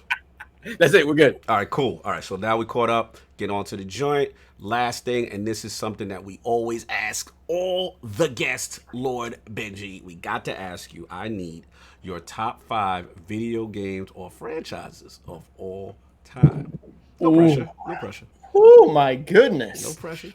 Ooh, that is tough. That is tough. Okay, we're going all time. Yep, all generations. No specific order, just, Okay, I'm going to put the Halo franchise up there for me. That as a franchise, that franchise just means a lot to me. Some of my best memories ever were Halo 2 system link parties with my friends, all piling into a house, playing Halo 2 multiplayer all night. Legendary. Yeah. That's some of my best gaming memories ever. So I got to put the Halo franchise in there. Dope. What else we got? 4 more. I'm going to put, and this is funny because we just got a super chat, not like it, but I'm going to put Red Dead Redemption 2 in there. You and Salva brothers. Thank you. Addict might not invite you back, though. It's fine. I already got my super chat, man. I saw no reason to be attacked there. Are you scared of insipid ghosts that you're coming after me? Wow. Is that what it is? Red Dead 2. Time. Yeah. Time. That was a random subject change. That was such a random subject change. Time. Battle rap number 3. Yeah, I'm gonna put Red Dead 2 in there. Story and acting just blew my mind. I'm gonna put. I'm gonna go Japan here. I'm gonna put the Final Fantasy franchise in there. Which one? Which one's your favorite? Which one? Franchise? I gotta ask which one. This is a very controversial thing. Okay. So, don't be a sheep and say 7. I'm joking. Easy. Let the man talk. Actually, my favorite one, I think this is probably kind of controversial online, but probably Final Fantasy X. It's probably my favorite. Right there, man. You can come back. The right there. Wow, 10, Benji. Yeah, wow. I love 10. You know, Titus, I think I've bought 10 like 10 times. Yeah, Titus can be a little annoying at times, but I love that world. I love it so much. Yeah, just love the world. The combat system I really like in 10. I liked the sphere grid. But yeah, the franchise as a whole, I mean, I play every single Final Fantasy. So you got the franchise. All right, last fanboy, Final Fantasy 7 versus 6. Which one? Oh, no, he don't want to answer that. I just need to come that. You don't have to answer that. This is asking for some heat. Between your 2 kids, you got to choose between your 2 kids sometimes. Which one? If I had to choose, I'm gonna go 7. Oh my man, Benji, let's go. 6, bend the knee. Where Kefka at now? Let's go. You know yes, all. Yes, all. You know what I've always said, Benji? I said that if 6 was so good, Square Enix would have made that, not 7. We've got the top, one of the top analysts in the game. I mean, he's just clearly saying the superior. I mean, what can I mean, he started his career on Super Nintendo. Oh my God! Yo, we'd be a messy. I don't know if I can take his word. You can't take his word now. I can't. So I'll be a messy. Moving on. You realize the Final Fantasy series was on that, right? Yes, I realized that.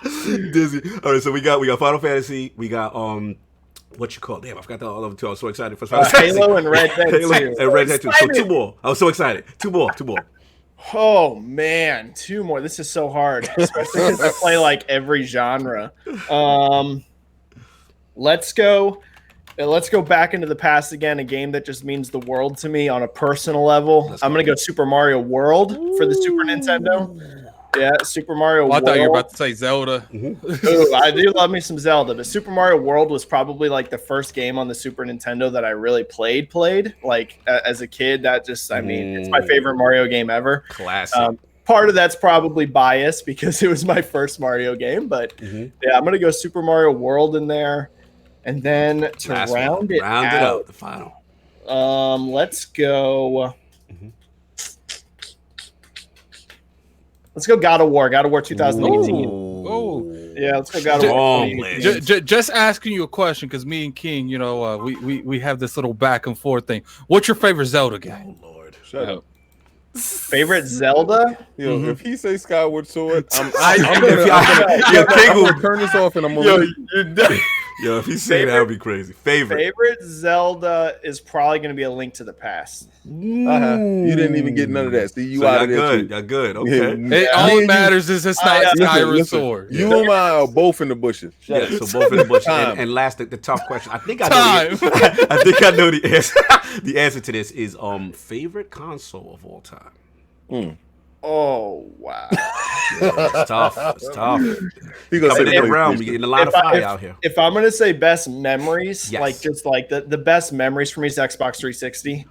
Wow! Yeah, 360 one. I don't. It was that multiplayer, man. Yeah, that resonates with a lot of people. It really is because like Xbox 360 is like my first diving into online play, like really in a real way. Like, you know, just so many amazing online games. There was still so many amazing third-party games. Let's shout out to Dead Space, BioShock, Mass Effect. I mean, dude, just so many. You know, it probably was the console that, you know, it was probably the one I have the best memories on. No doubt. Salute to Benji. Okay, fantastic gaming list, history, all type of stuff, man. We're going to move on. I know time is limited. So last week's poll results are in, and the people have spoken to the question with the mostly negative reception by Halo Infinite by gamers. Who do you feel is most to blame for its poor showing at the Xbox I'm Game curious Showcase? On the results. The unbelievable winner of our 4-way ILP poll. First ever last choice victory is Craig the Grunt. Stop bullying and leave my man alone. Coming in at second place at 27% was 343. They've had enough chances. Coming in at third place at 18% was Xbox One cross-gen being forced to develop for the lower platform. In last place at only 13% of the vote was bad messaging and way overhyped Halo Infinite group. Shout out to all the Lords who participated. You know where you made the mistake, don't you? Putting Craig in there. You put an individual that spawned his own existence last week in there. Yeah. Lord Craig was bigger than the poll. Yeah, he's bigger. He's clearly. So, Sav, any thoughts on this? Listen, I think it was all, it was honestly it was all 343. Like I will shout to the heavens that I just do not agree with the art style. Everything else feels like it's Halo and everything. And we'll talk about where the franchise is going in a minute. No doubt.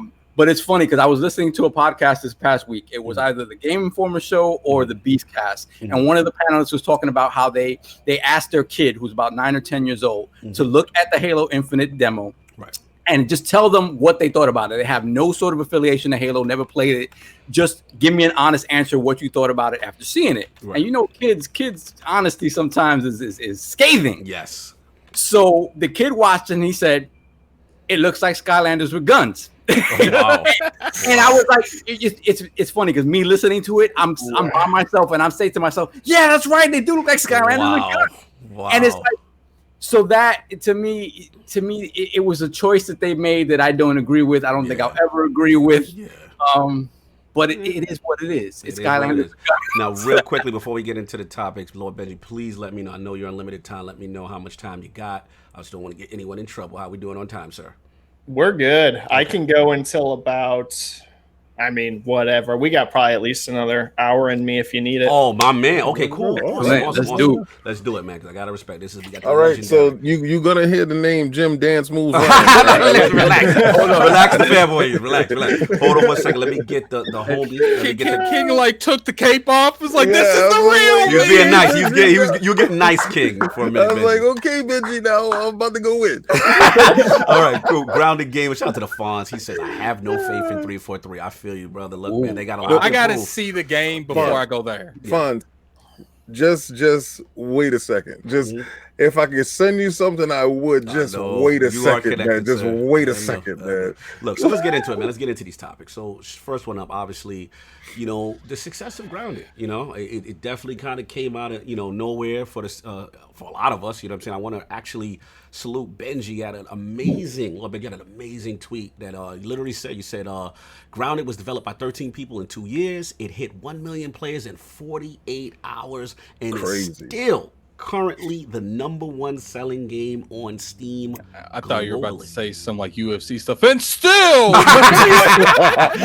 it's still the #1. We ain't got 200, but yeah, man. So it's kind of taken the gaming world by storm in a way, and definitely want to get into that. So obviously we've seen not only the sales numbers, we've seen the streaming numbers, we've seen Twitch concurrent views.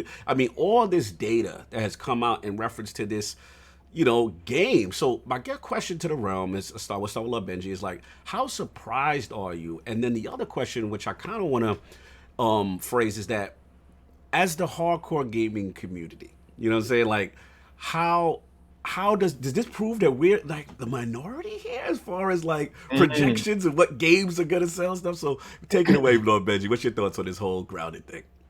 Yeah, so first of all, in regards to its clear success, I will say it definitely caught me off guard to this level. I'm not surprised that it found a hook, that it found an audience. Survival games in general is a huge genre, really, really big. But I was not expecting this kind of performance, and I don't think Obsidian or Microsoft were either. Especially the thing that's caught me the most off guard about all of, there's tons of different data points to look at.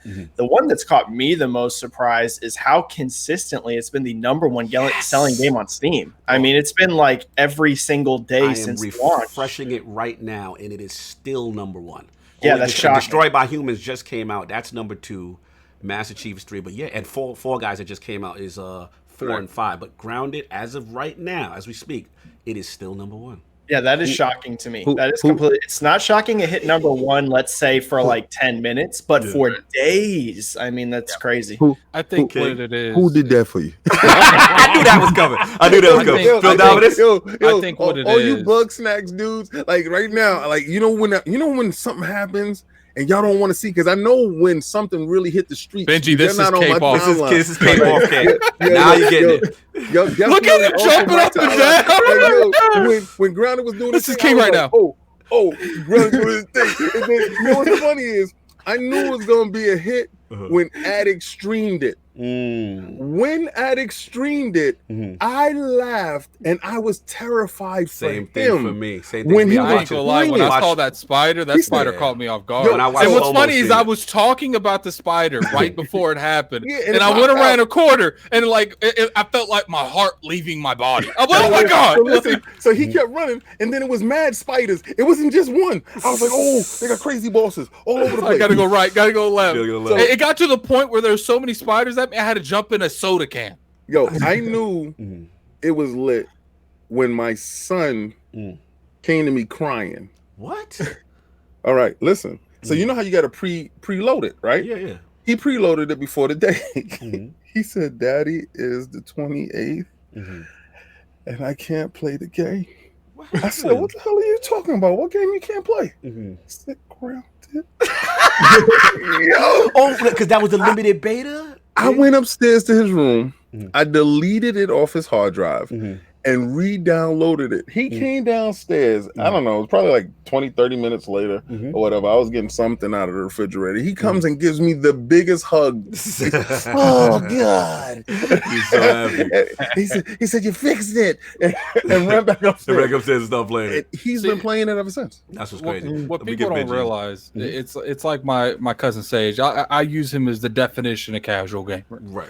And I walked in the other day, and he was playing Grounded. Like he's the person that brings these numbers up. He played Seed Thieves for like 3 months straight every day. Wow. Like he plays all these survival games, and I'm like, how you like it? He's like, it's got some issues, but it's a good game. Like and he told me it's extremely polished. Like when it comes to these type of games, the polish that's on Grounded is way above all the others. Right. Let me get back. The funny thing is, we call them casual gamers, but like people who play these type of games are hardcore.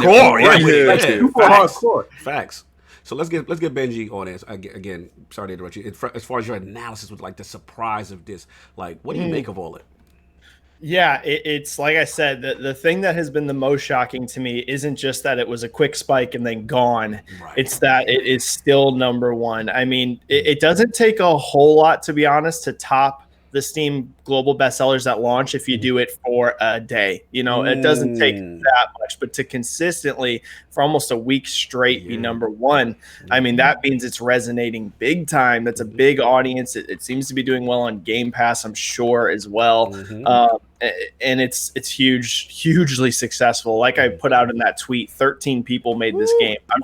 I'm sure they brought in a few other people, you know, contracting and stuff to help polish it right there at the end. But the vast majority of the development was 13 people in 2 years. The budget is going to be tiny budget. That game, I can guarantee you right now today is already profitable. Wow. It's already profitable. Right now, right now, it's already a profit. I'm gonna check the most popular and see where it is. That's crazy. So so we got that this is like really stunning. I mean, again, just to see that, and just in reference to the second part of my question, Lord Benji, in reference to hardcore gamers, you know what I'm saying, and a lot of them. You know, I'm guilty. You know what I'm saying? Like, so it's just like, when you look at the games, I guess my question is, when you look at the games that dominate the market from a sales standpoint, right? Does it surprise you that sometimes it's not, necessarily always the, narrative, single player, story-driven type game, and a lot of times it ends up being sometimes the Fortnites and the, in this case, the ground. What's your feeling on that? Yeah, this actually kind of ties into a tweet I just sent out the other day where I was saying one of my biggest takeaways the last few years in the gaming industry is there's room for everything. Yes. You have free to play, you have subscription, you have $60, you have single player, you have multiplayer. It's important to remember there are hundreds of millions of gamers out there. So you can have both. You can have Ghost of Tsushima come out and do amazing at 2.4 million units in 3 days. And then you can have something like Grounded, which is literally literally as far of an opposite of Ghost of Tsushima as you can get, also be a giant success. So it's important to remember, this is something I have to remind myself every single day when I'm doing research, is to try to set aside my personal biases when I look at the data. Just when I look at the data, because I'll be honest, I haven't even played Grounded yet. I'm more of a single player. I'm playing Ghost of Tsushima like crazy. But if I'm going to look at the data correctly, I have to ignore that. I have to ignore what I like and look at everything. And, powerful statement. And it's just, if you want to get the best analysis, that's what you have to do. Facts. And it's important to remember, like, so many of us, like kind of I mentioned at the beginning of the podcast, we get locked into our own bubble and we forget about other things. Preach. So I think Grounded was a prime example where you saw a lot of people memeing and making fun of it. And then they forget about that giant audience that loves Minecraft, that loves Sea of Thieves, that loves these games, and they're turning out. I got to give you the on to something emoji. You are on to something. Well, I mean, a lot of those people got that egg on their face. Shout out to y'all guys. You know what's crazy though? Like, the fact that these games that we don't think's gonna like really surprise people end up always like surprising people. I know I'm gonna say this, and King's go over there and gloat. Sea of Thieves, Grounded. It wasn't millions back then. We're not going there. It was millions back then. It was millions, sir. It was not millions back then. It was always millions. It blew up after it went to Steam, but we ain't talking about that. Time. Moving on. Let's get Solvin, because he didn't get his thoughts. We got first. Let's get a Mariano Bompa with the $5 super chat. Some shows ago, you guys mentioned Xbox top game sales were mostly third party. Now look at Steam's top sales on Microsoft Studios. 4 out of the top 10 selling games: Sea of Thieves, Microsoft Flight Simulator, Grounded, and Master Chief Collection. And it's been like that for like a week. For a while. They're having tremendous success on Steam. Shout out to who did that for you. Shout out to my man making moves. Shout out to the Steam people that won't leave Steam for no reason. So they rather buy the game at full price than go and get Game Pass. I love those Steam guys. Thank you. Bill Dominus Maximus, soon to be Aurelius Savage Spencer, has definitely allowed you to play your games wherever you may choose. You know what's funny? It like Phil literally manipulated. Like he was like, "Look, we gonna give you the option, but it's gonna be an illusion because we know you ain't doing that." Like, Solve your thoughts on this thing, man. Well, okay. To start off with the quality of the game, I didn't really much have doubt in the quality of the game. Since Obsidian became part of Xbox Studios, I have to say, to me, they low key became the GOAT studio for them. Like they say a lot of people in the back. Say a lot. Obsidian knows how to make a game. They know how to make a quality game. They know how to finish the game and put it out in a relatively timely fashion.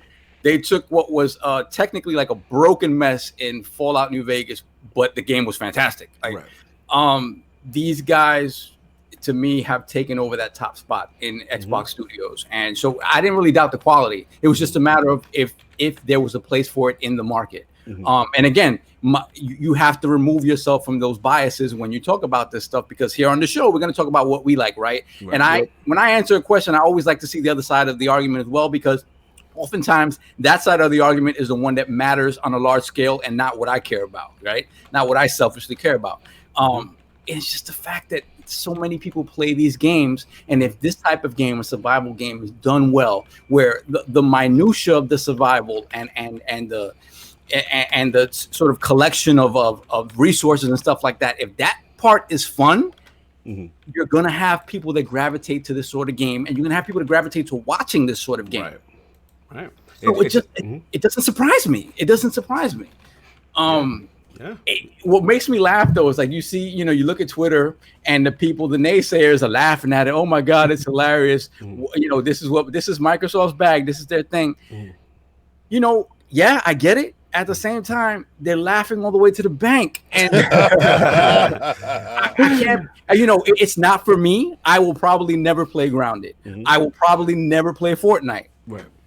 I can't. I can't hate on their gangster. Like, I can't. We can't. Like, again, completely. Like I said, Lord Benji said it right. As far as being in our own bubble, taking our own personal biases out of it, and looking at the data, looking at the trends. Let me jump in real quick, because this is a fun topic. And I gotta say, shout out to the Lords of Obsidian. And what's funny is they were my favorite acquisition, and I doubted them. I gotta bend the knee, I admit I was wrong.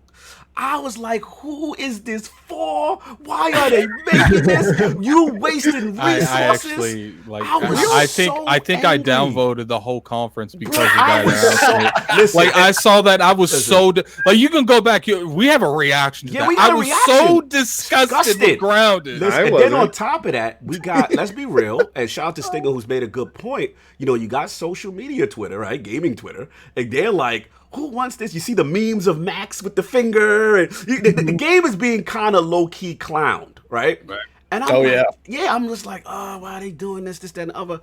But I gotta say, it's like Benji said, this is a generation, this is a different demographic. These kids play these type of games, and I think the big thing was the Twitch streaming. It's a great streaming game. The engine is clean.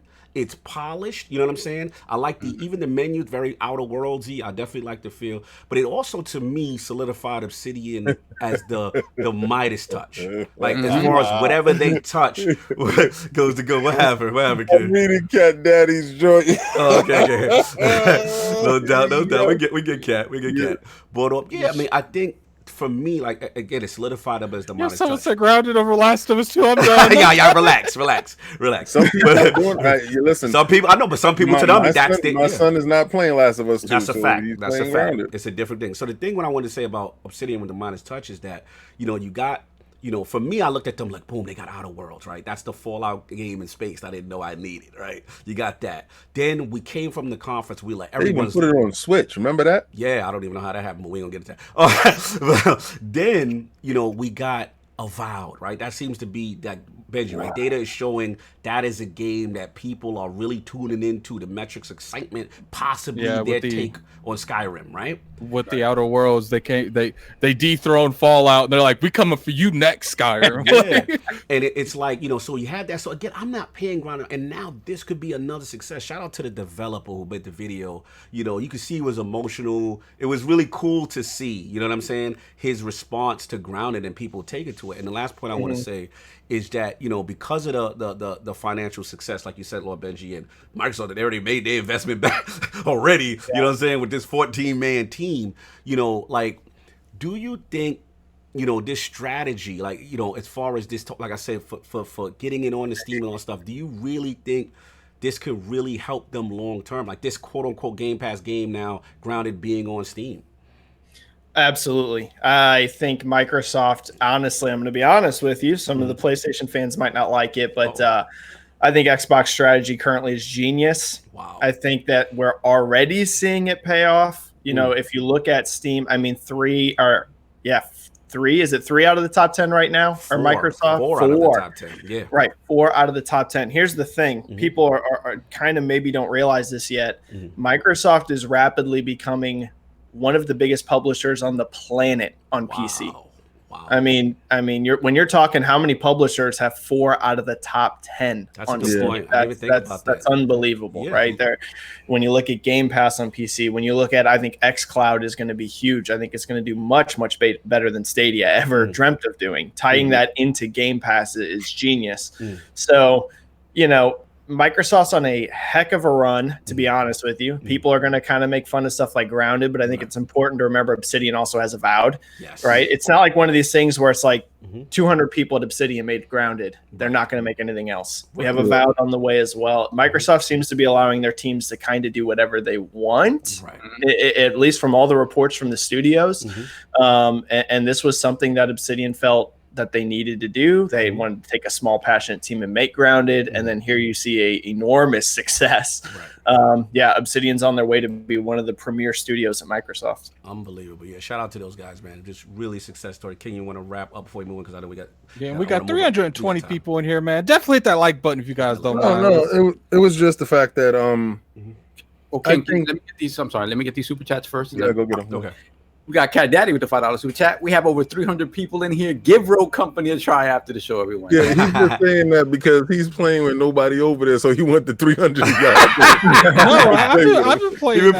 That's a great game. You're gonna have to stop with that. I just had that slander on deck. Shout out for being messy. Continue. We have the wise old gamer with the $5 super chat. Sony made Ghost of Tsushima for a few OLED guys. Obsidian said, "Hold my beer and drop the grounded for the TCL majority." Hashtag, who did that for you? Wow, savage. Then we have the medic with the $5 super chat. Remember, the studios Xbox picked up all had the same two problems: time and money. Yeah, all will surprise us in the future now that they have both. And you know what's funny? It's like I was telling Cognito a couple, about a week ago. I was doing research for a video that I was making. Yeah. And after researching all the studios that Microsoft bought, only the majority of them make 80+ Metacritic games. Yeah. And the only people that don't really do it is Compulsion and Undead. That's all. Yeah. Moving on, Soft. We have Bounty Boom with the $2 super chat. Good afternoon, everybody. Hit that like button. Yeah, guys, we have over 320 in here, man. There's Lord Benji in here, man. Show some love. Hit that like button, man, and also subscribe to his channel too, Benji Sales, man.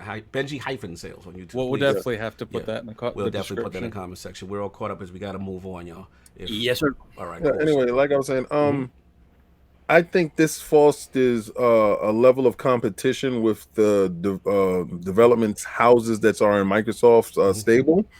Because when one development house looks over and you see one outperforming or outpacing the next, then you're going to have a level of competition that raises all, sales. So I really think Ninja Theory is bringing it with their next outing, because a lot of people didn't feel like Bleeding Edge was that way. Right. I thought art direction, it was great.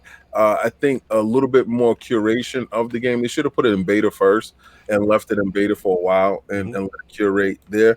But it can definitely turn around. So it's going to be in Game Pass forever. Right. So I don't know if they're going to allocate any more funds to it, but we do see that those successful games that do make it, those teams will get more compensation and allowed to have different moves later on.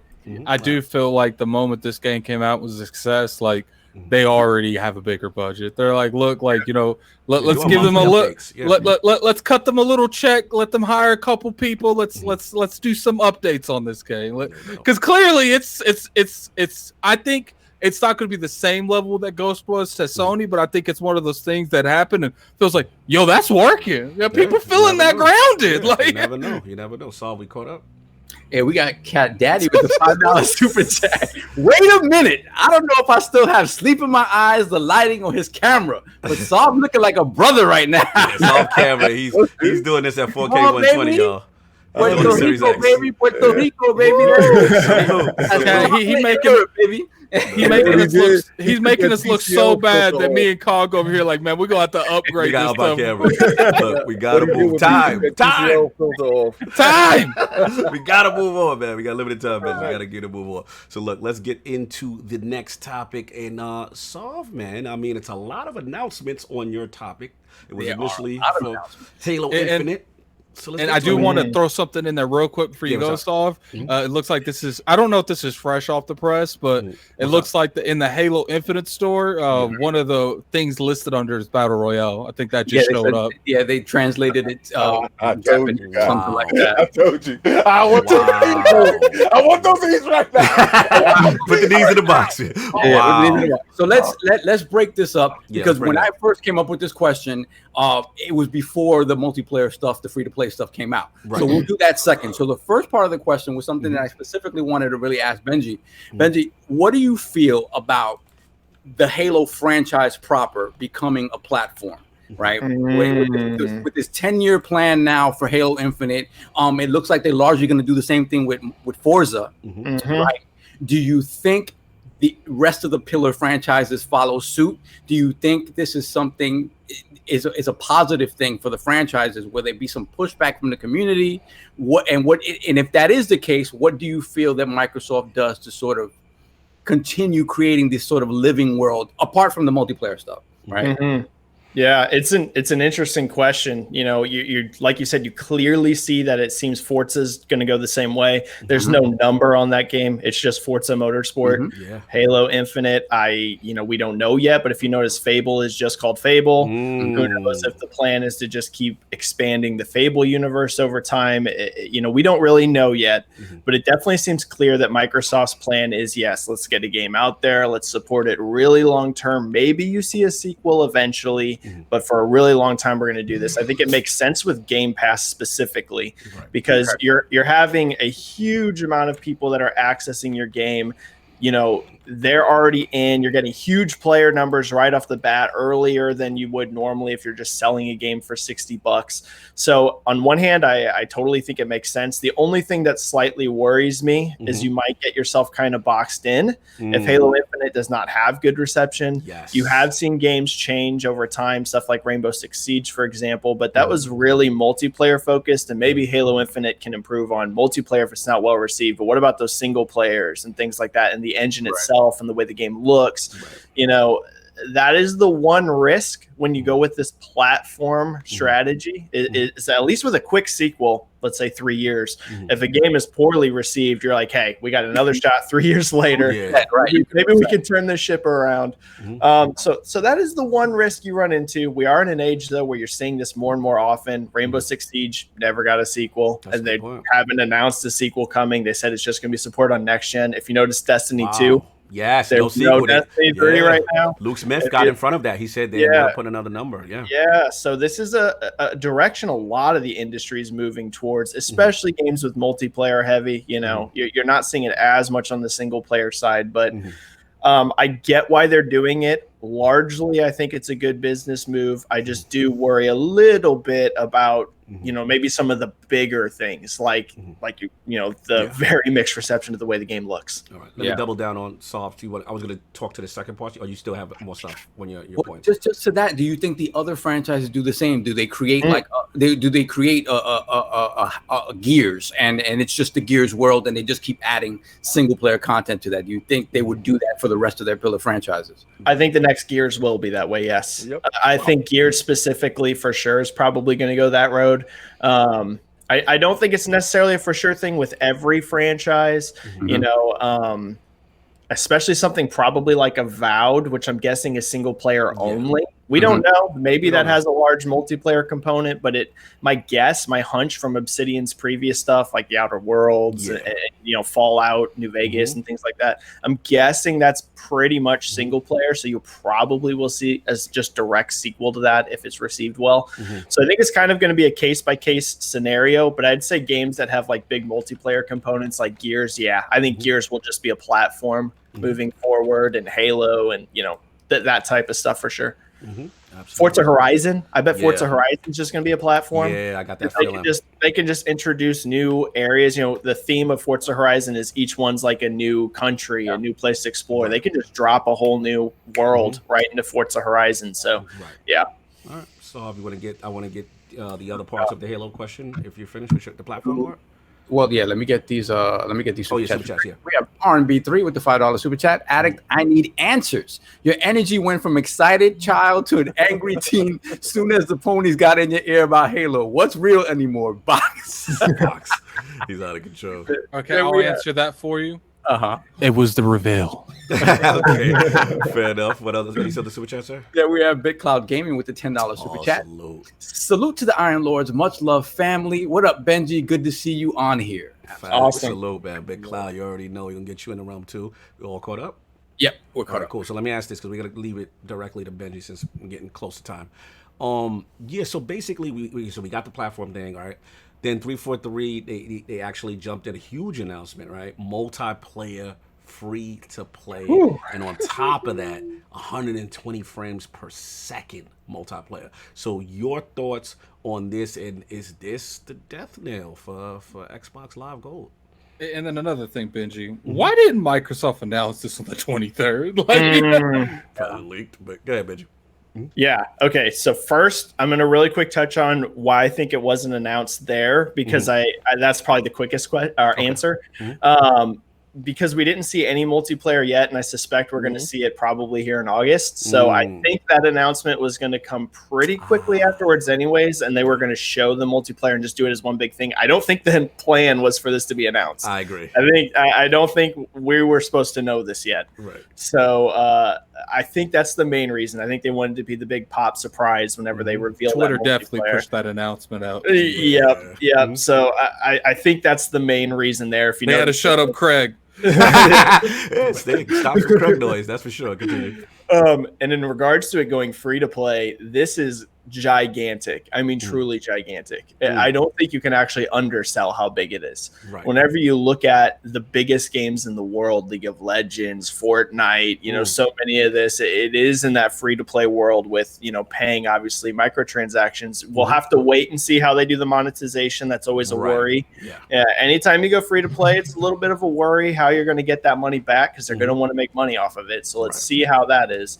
But, you know, I was already projecting Halo Infinite to set a new all-time record for the Xbox first party for players at launch. I was already expecting that before the free-to-play announcement because you have PC day one, you have Xbox One day one, you have Xbox Series X, you have Game Pass. This game is prime positioned for an enormous player base at launch. So I was already expecting that. Now with it being free-to-play, I mean, it's going to completely obliterate the current record for Xbox first party. It's not even going to be close because I mean, when Destiny 2 went up on Steam, let's just mention Destiny 2. Whenever Destiny 2 went free to play on Steam for the base to start off, I mean, that peaked at over 200,000 concurrent on just Steam. That was just Steam, not counting any other platforms. Halo could easily do 200,000 plus on Steam. It could do 300,000. Who knows? Shout out to Xbox Live going down that day. I know. I almost responded to the Halo tweet that announced that. I was like, I hope your server crew is ready. Oh yeah, and I hope they do a beta for this multiplayer. I think just the fact that, you know, Grounded is staying at the top of those charts. Like, I can't imagine what Halo's going to do to those charts. Yeah, it's going to be giant. So it's a very interesting move. I will say this sure makes me think Xbox Live Gold's going away. We already had some hints. It already started feeling weird when Microsoft wouldn't let you buy a year of gold and all sorts of things. And now Halo, the premier Xbox franchise, is free to play. Wow. I don't know. Yeah, it speaks to me that gold is indeed going on the way out. Very. Because I mean, in all sense, gold like contradicts their statements. Like they want to be more open, they want to be more accessible, and gold is literally a barrier to prevent people from doing it. Yeah, absolutely. I think the writings are definitely on the wall, just a matter of announcement. And I just want to double down on what you said in reference to the free to play part, because you know, one thing being a Destiny fan, yes, Delilah, Destiny fan, I seen the slander.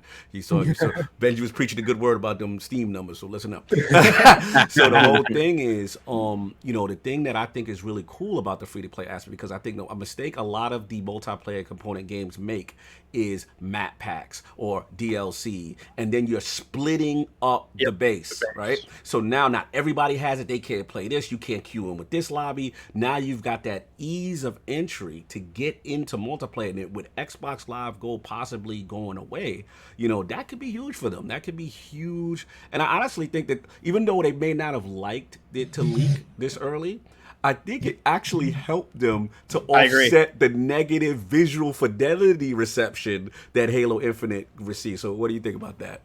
I couldn't agree more. I mean, right after the Xbox event, let's just call it like it is, the vast majority of online discussion was pretty negative around Infinite. It just was. And now all of a sudden I've seen like a complete flip around to a ton of excitement about being able to access this free to play. Now, keep in mind, that doesn't, you know, get rid of people's complaints. That doesn't mean like, oh, 343 is just totally off the hook for. They just feel like they don't got to pay for that multiplayer, so it's okay. Right? Yeah, it's just it did in a lot of ways change the narrative around what's going on with that game. So you know, maybe they didn't want it to leak, but I think it probably was a good thing, as crazy as that is to say. Yeah. So yeah, I agree. I think it's probably turned around a lot of the discussion on that game. Fair enough. King Addict, you want to get your bars up before we move on to the next topic? Got 15 minutes. I mean, when it comes to the free to play thing, I mean, let's just be real here. They can't compete with Fortnite. Right. They can't compete with Warzone. Right. They can't compete with whatever other ones that's out there. I mean, I know what's that other game? The other one that's like Destiny. Warframe.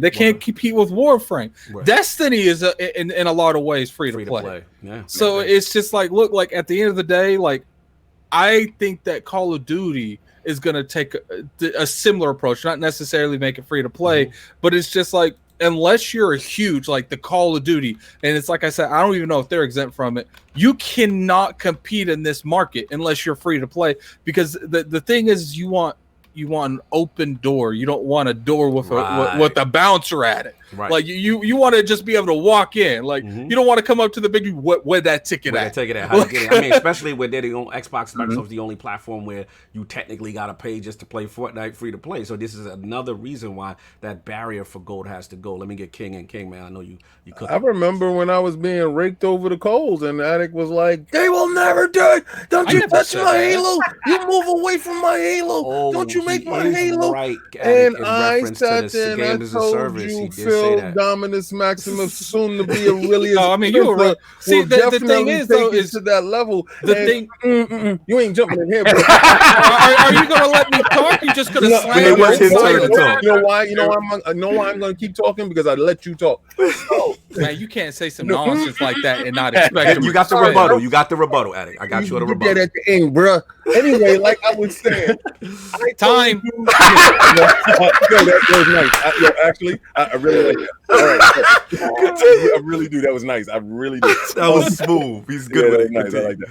Anyway, it doesn't matter. Your knees are mine. I got more knees. I got extra knees now. Talk your talk, King. This is your coronation. Come on. You know, it's the fact that I told you people, and y'all keep on acting like I got some tinfoil hat on, and I told you where it was going, how it was gonna get there. When I saw free to play, I said, "Ha ha!" and I text messaged somebody, and I said, "What I told you."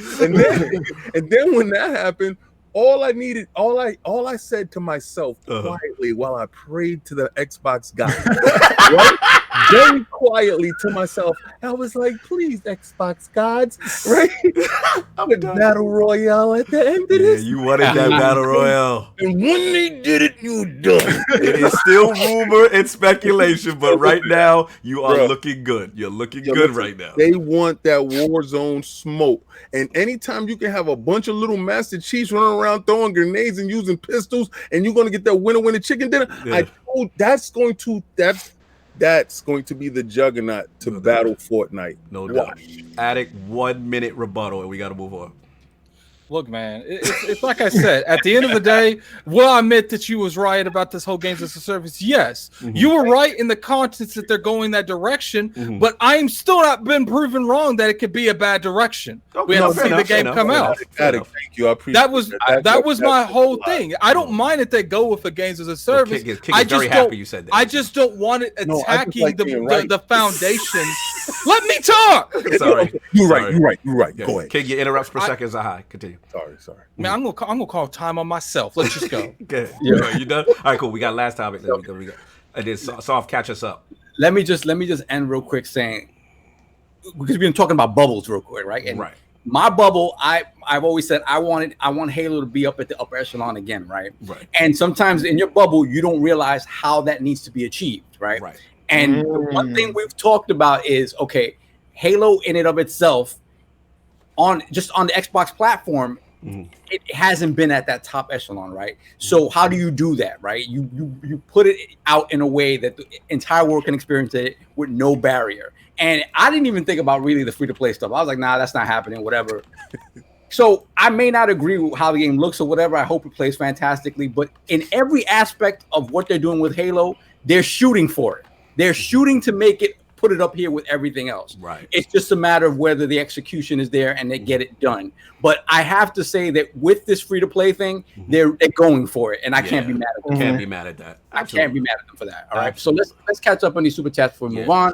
We have Adam with the $5 super chat. Would y'all be okay if Xbox did one massive game in the way The Witcher 3 did with a long game and a few massive expansions over a 3-year plan? See, but would you guys consider that as a games with the service? Like, I don't consider that a games with the service. No. I consider that making a powerful base game and then building on to the game afterwards, but with the intentions of making another game. Like, I mean, but I'm gonna tell you this: I would, if The Witcher is the standard, right? If you're looking at it sort of like that, I would love for Halo Infinite, the base, to be that, right? And they expand on it story wise with the quality and length of Witcher stuff. Yeah, I'm in. When Lord Benji was like, when Lord Benji tried to like push the narrative a little bit that Fable might be against the service, I almost just left the podcast. If they turn Fable, I'm saying this right now. If they turn Fable into a games as a service, I'm done. He out. Yes, we done. You're gonna be done. Moving on. Shout out to you being done. Moving on. Solve. You think I'm joking? Then we have the wise old gamer with the $5 chat. With the announcement of 120 frames per second, did Xbox and Craig just slap Addict and his TCL? It's okay, my brother. The pain is real. Savage. Look, man, I like my TCL. You don't have to get off my back with that TCL. All right, final topic. 6 minutes time. We gotta move on, man. Last thing. This is King's topic. EA, man, are they creeping? What's going on, bro? All right. Well, so it comes to find out that EA. Are you gonna set it up or? I can set it up. Okay, yeah. So pretty much like obviously we know. WB is an interest for a lot of people right now. We've heard the rumors with Microsoft. Obviously, we heard other people have bidded and entered into the sweepstakes.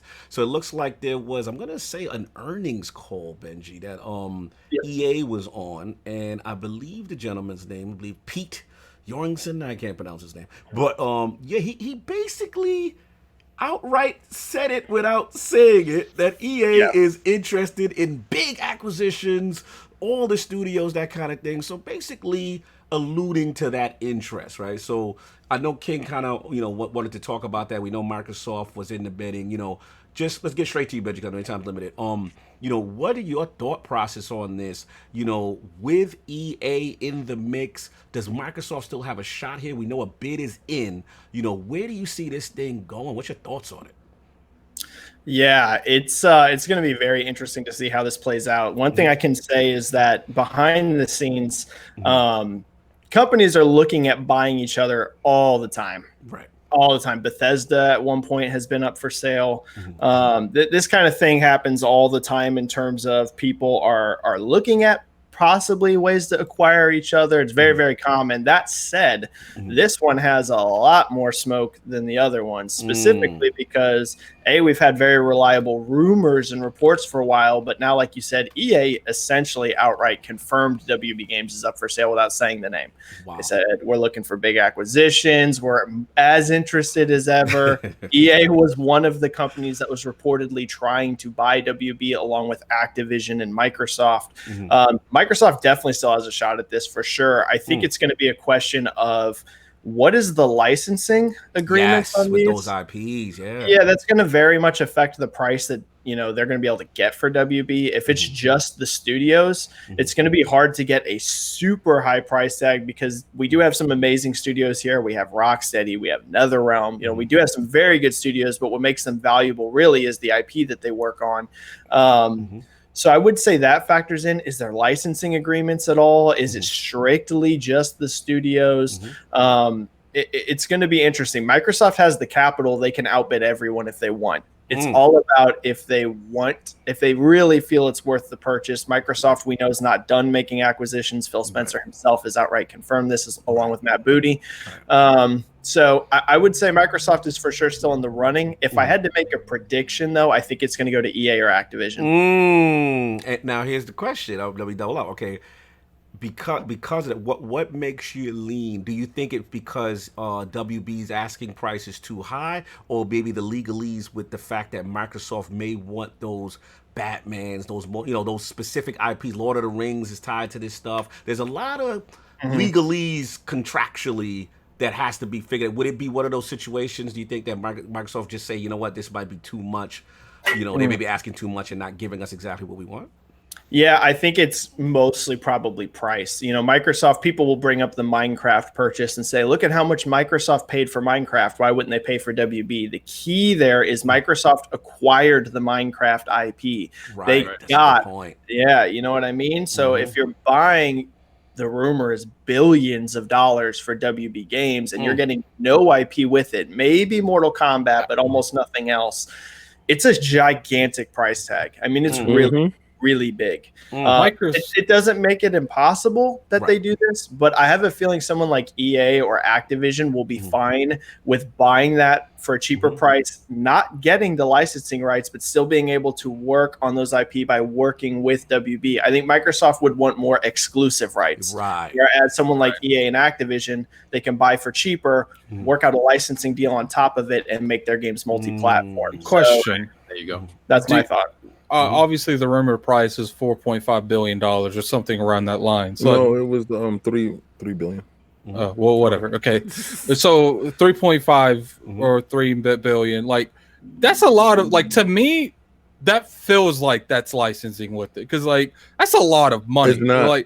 Like when it comes to, they bought Playground for $400 million. Like, and that was a high tier studio that makes highly critical games. Like, if you look at it from like just the studios that this company's make, I know they make a lot of they have a lot of studios. They have the people that make the Lego games, and like a bunch of studios make those games. But besides that, like, I think Rocksteady would be the most expensive studio, because at the end of the day, like, these studios don't come with IPs besides maybe Mortal Kombat. And like, how much could Mortal Kombat really like cost? Like, I think quite a bit.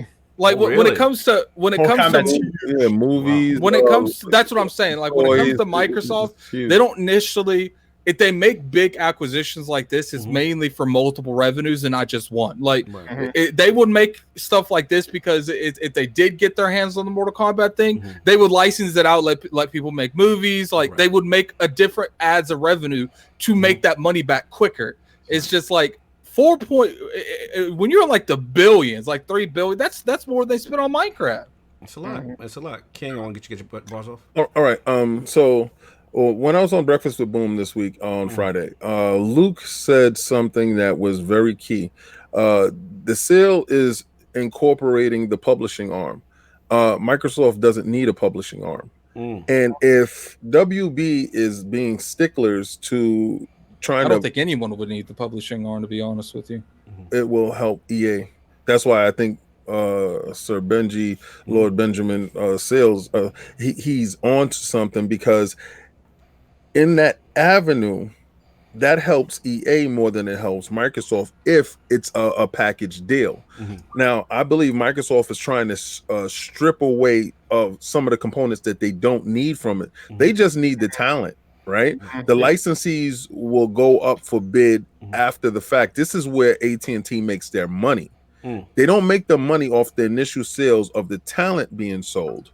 They make the money off of the licensees being licensed out afterwards, because after you purchase the talent, now you have to shift through all the licenses that they're comfortable with, that they've been doing, that these studios that showed you they can do a proven commodity that you will put in their hands because they know that license so well. So I don't believe that the problem necessarily is the acquisitions of the developers.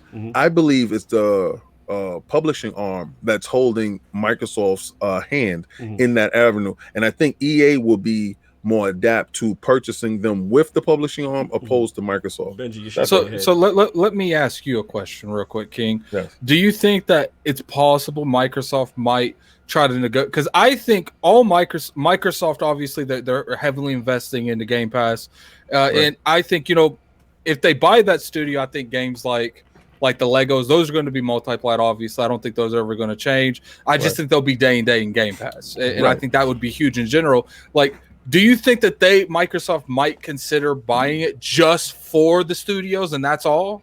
Yes. Without the without none of the licensing, nothing, just for the studio. Yes, because the studios show you that definitely have talent. I believe probably NetherRealms is the only ones that will come with the I think they'll get the Mortal Kombat, right? I agree. And if they get Mortal Kombat, they have someone to make Killer Instinct. And I think when it comes to Microsoft buying, it's like I said, they have to have multiple avenues they can use it for. You have a Killer Instinct dev that they've always lacked. I think that's the reason we haven't seen a Killer Instinct, because we don't have someone that can make it. Was sold to Amazon, right? So purchased by Amazon. I say this, and then I'm done with it. But I think the less of the two evils is Microsoft. Right. We think the developers would definitely want to go there. when it comes to these studios, because I believe EA destroys franchises and destroys development houses. Dead Space. And the reason why I say EA does this, because EA takes this view when they're purchasing a development house. They look at upper management, and they look at middle management, and they keep all of upper management, some of middle management, and gut lower level workers, right? And because they have their own lower level workers that they feel that they can just plug into place, that they're paying half the price. Exactly. So we all know when we go into any restaurant, we go into any store, the people that greet us are lower workers, right? The people that are making our food are the lower workers. You very rarely see upper management. You very rarely see a manager. You have to call for a manager if something goes wrong. 9 times out of 10, the lower workers are the ones that are the heart and soul of your company. They are the actual word of mouth, right? So they make up the bulk of whatever games and stuff that you're getting forward. When you gut that out of a development house, you lose the soul. So a lot of games that you see being made by EA after they acquired a company, it's because they gutted out the soul of the company. So the game no longer reflects what it used to be. So I feel that they like are BioWare in a sense. It's totally terrible. So I believe Microsoft keeps them intact, and they understand that the heart and soul is the common worker. So I believe that Microsoft is a better place. Yes, I'm biased. I say it 100%. I will love everything that go inside Game Pass, and I would love for them to make great games. But as a whole, I would think that it's better, Let's get Benji's thoughts on that and then solve. No, I actually think you're spot on with pretty much everything you're saying. I would say if Microsoft buys these studios, I don't even think they're going to work out a licensing deal. I think they're all going to go on new IP or Microsoft-owned IP. I don't think that Microsoft has really any interest in licensing Batman or Harry Potter for multi-platform. The only way you would see Microsoft working out some kind of licensing deal, I think, is if it was permanent or very long-term, 10 plus years. They are the only ones that can make Batman games, and it's exclusive to them. Otherwise, I think you're going to see Rocksteady on new IP. I think you're going to see all these studios, like I said, either new IP or an IP Microsoft already owns. I don't think there'd be any licensing deal they'd work out with WB, whereas someone like EA or Activision would be more willing to do that on top of it. So I think those buyers are a little more enticing than Microsoft is, unless Microsoft pays big. I think Microsoft, if they really are going to do this, they're going to pay a lot of money. Yeah. So, okay, I want to get solved because we got to keep Benji moving. Okay, to be honest with you, Benji, I just want your personal opinion. All right, to me, I feel like Batman's big. Don't get me wrong. Batman's huge. But if they picked up this studio, I kind of would like them to hit up Marvel and make another superhero, because I feel like Batman's kind of run its course. It's still huge. Don't get me wrong. Batman's still going to sell regardless. But I think another hero, like maybe a Black Panther or something, would reinitiate and bring breadth into the brand. Like if you literally just take Batman, let's say they can't get the brand and they reuse Batman. It's like I feel like you're going to have a lot of good positive energy, but if you just left Batman with Warner Brothers and talk to Marvel and use another one, like maybe even Spawn. I think Spawn would do good too, and put that in there. I think that would have a bigger positive energy than just another Batman. Are not happy with you right now. They are living Dizzy. They're like, no, they're that's killing cool. It's Dizzy. I was right with Final Fantasy VII, and I'll be right here. So it is what it is. Solve, get your bars off. And, let's go. First, let's get the $10 super chat from Slow Mo Black Slap. If EA buys WBGaming, it's going to be a lot of unemployed people really soon, either immediately in layoffs or on the studios they don't want. Or not long after, due to being ruined by EA's way of doing business. So I think my answer sort of speaks to that a little bit. obviously, yes, I would love to see Microsoft take them in. But I do agree that, for that amount of money, you would think you have at least some limited sort of licensing with some of their biggest IP. But again, I don't know the details of that, whatever. Because at that point, if you're just buying the studios and you're buying the talent, you have to think about, forget about the purchase price. You have to think about how you support these studios moving forward. They're already supporting 15 other studios, right? So do you, the talent on these teams, yes, would produce games, I think, that in a lot of ways are in genres they're not strong in, right? So it would be, I think it would behoove them to do that. It's just a matter of monetarily, when they look at how a studio runs day to day, are they willing to put that investment into those teams? And not to mention, do they even have the people to manage all these studios? And that's the thing. And that's the thing. I mean, we know we've been talking about that they're not done purchasing, right? And they're very good at letting the studios that they do pick up sort of do their own thing. And I think these sort of devs like the NetherRealms, the Rocksteadies would appreciate being in an environment like that. So I would like to see it happen. I don't know that it happens. Now, speaking to EA, I think EA, in a lot of ways, and I'm not forgiving them for what they've done, right? But I think they've learned from their mistakes in a lot of ways, right? In some ways, right? Let's look at this. Grumble. I got to see a game first. Yeah. I know that you saw Jedi Fallen Order. Hold right? on, Benji said he knows something. Hold on. Oh, it's not like, all I was gonna say is I do know a lot of people that work at EA and really love it. I just gotta be honest. There are a lot of devs that really love working for EA. I'm not the biggest fan of EA, to be honest. This generation, I think EA has, to be honest, in terms of market performance, I think they've underperformed considering the IP that they have. But I do know a lot of the devs actually think that EA is a pretty great place to work. Right. Okay. They like that paycheck. I think they've learned from the Battlefield, the Battlefront 2 kind of fiasco. They put Vince Zampella in a position of power and let them do what they need to do, right? And we saw that, and we saw the results of that with Fallen Order, right? You see them, taking a game that's been run through the mud in Anthem and trying to bring that back and fix that. Right. So they realize that there's certain things that they cannot that the boardroom has to stay out of the design room and let, because that's not what the fans want, right? So you have to have a balance between making money, right, and giving the fans what they want, so you're not constantly, being talked about in the gutter. So I think if they were to take on these studios and these IP, I think they would figure that out, right? I don't think they would go in and say, "How do we monetize Batman?" Right? I don't think that's a thing. So, like I said, I would prefer them to go to Microsoft or anybody but EA or Activision. But I think EA sort of gets it that they cannot mess with these I think things. EA would definitely be a better buy than Activision. That's what I was about to say. Activision is 100% guaranteed going to mess it up. Activision's worst case scenario, to be honest. Notice I didn't speak their name. Right? It's all good. If Activision buys it, I'm willing to say that all those studios will be shut down in 2 years. Look, we gotta move on. We got time. We got 10 minutes. Benji, we got him over time. Let's get the poll and get him out of here because he is 10 minutes over. He has graced us with his extra hour. So anyway, new ILP poll will be going up with the recent success of Grounded and Microsoft IPs now having great initial success on Steam. Do you think this pressures Sony to put more first-party PlayStation exclusives on PC sooner than later? The choices are A, no, Sony still values their console ecosystem. You said no really extra, man. more than Xbox. B, yes, Sony values extra profit, only a matter of time. Or C, I don't care if they put all my exclusives on PC Master Race, I'm throwing PlayStation in the bushes. Shout out to all those who rock the vote. Salute to the Video Games Independent Analyst, the amazing Benji Sales, 2-hour marathon rock with us, gave us an extra 10 minutes out of love when we know he's a busy man. Where can the fine people find you? What do you have going on, sir?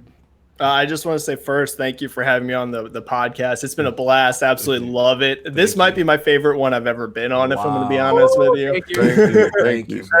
You guys are amazing. The community seems funny and in tune with the jokes. I love it. Thank you, brother. Yeah, so you can find me really two places. On Twitter, I'm at Benji Sales. I do a lot of my time on Twitter talking about the video game industry, specifically sales and business and metrics, but I also just talk about games in general as well. The other place is going to be my YouTube channel, which is just Benji Sales on YouTube. We're close to 2,000 subscribers there. We're close. Yo, I gotta toot the horn for you. If y'all are not subscribed to Benji Sales right now, again, put the YouTube. Thank you, Addict. Benji Sales. Put it up. Click that button. Let's get this man to 2K. The birthday's coming up. We Yeah, gotta get birthday's that exact birthday. Get him to 2K. This is one of the coolest guys on Twitter. Extremely informative. We definitely don't, try to send our people over to someone that we wouldn't watch. I watch every time this man goes live. It's a very entertaining stream. Yeah. He interacts with his chat, so definitely go over there and subscribe. Yeah, super humble, straight informative, no bias, just telling what he sees based on the trends and analysis. Dude, keep doing the show. Thank you for coming around.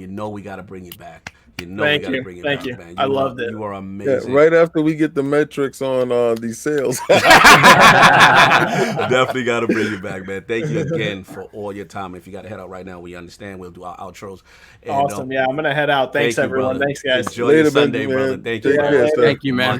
Much love. And, of course, Lord Addict, the unofficial timekeeper for Lord King on deck. Where can people find you? What you got going on with these hot videos, man?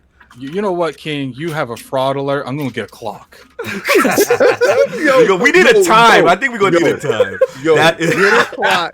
Get a clock that says time. Yes. Because how disrespectful it is when somebody talking, they got that emoji, and everybody in the chat be laughing. We might have to, graphic on. We might have to do that. Time emoji. Time emoji. It might be the new move, man. Okay, so got a couple updates. I talked to the Lord, so we've all agreed that we're gonna all stream Grounded eventually. We need Solve. I'm just giving you guys. Solve told me. Solve face. They would be able to. Solve said Battletoads. Solve said Battletoads. Nobody even talked about how hot that Battletoads. Okay. I guess it's not Grounded. It's gonna be Battletoads. All right, Battletoads. I don't know how I feel about that. I want to do Grounded though.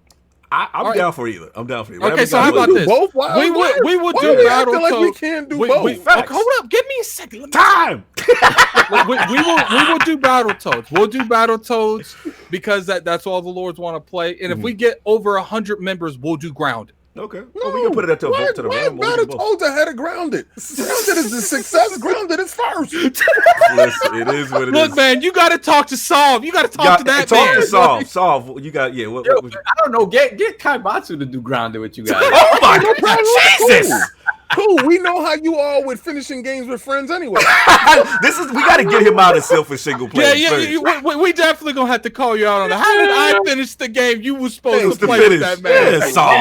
My man came to the rescue. We got those Solve. Don't Solve. Put the bushes in for Solve, y'all. We got to get him to play some multiplayer games with the Lord. I will dive headfirst in those bushes every day. Oh my God. Say Solve. Which one y'all want him to play? Time. Okay, so obviously I'm doing a lot more content on my actual YouTube channel.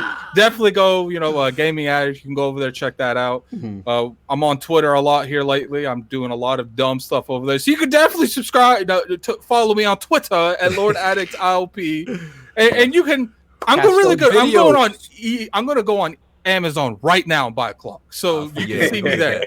No, there gotta be something that says time that you can just be like, oh wow, hold on, we gotta get the Lord. Oh, that's George Jameson. We got Yeah. Let me get Jameson.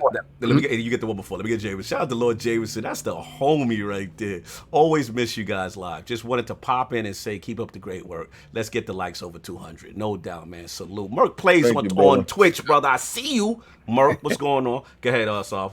Yeah, we have gamers play with the $2 super chat, just making my presence known. # Game On Players. Yeah, actually, we do have one super chat we missed from last week, so let me get that in right now. Okay. Shout out to the wise old gamer with the $5 super chat.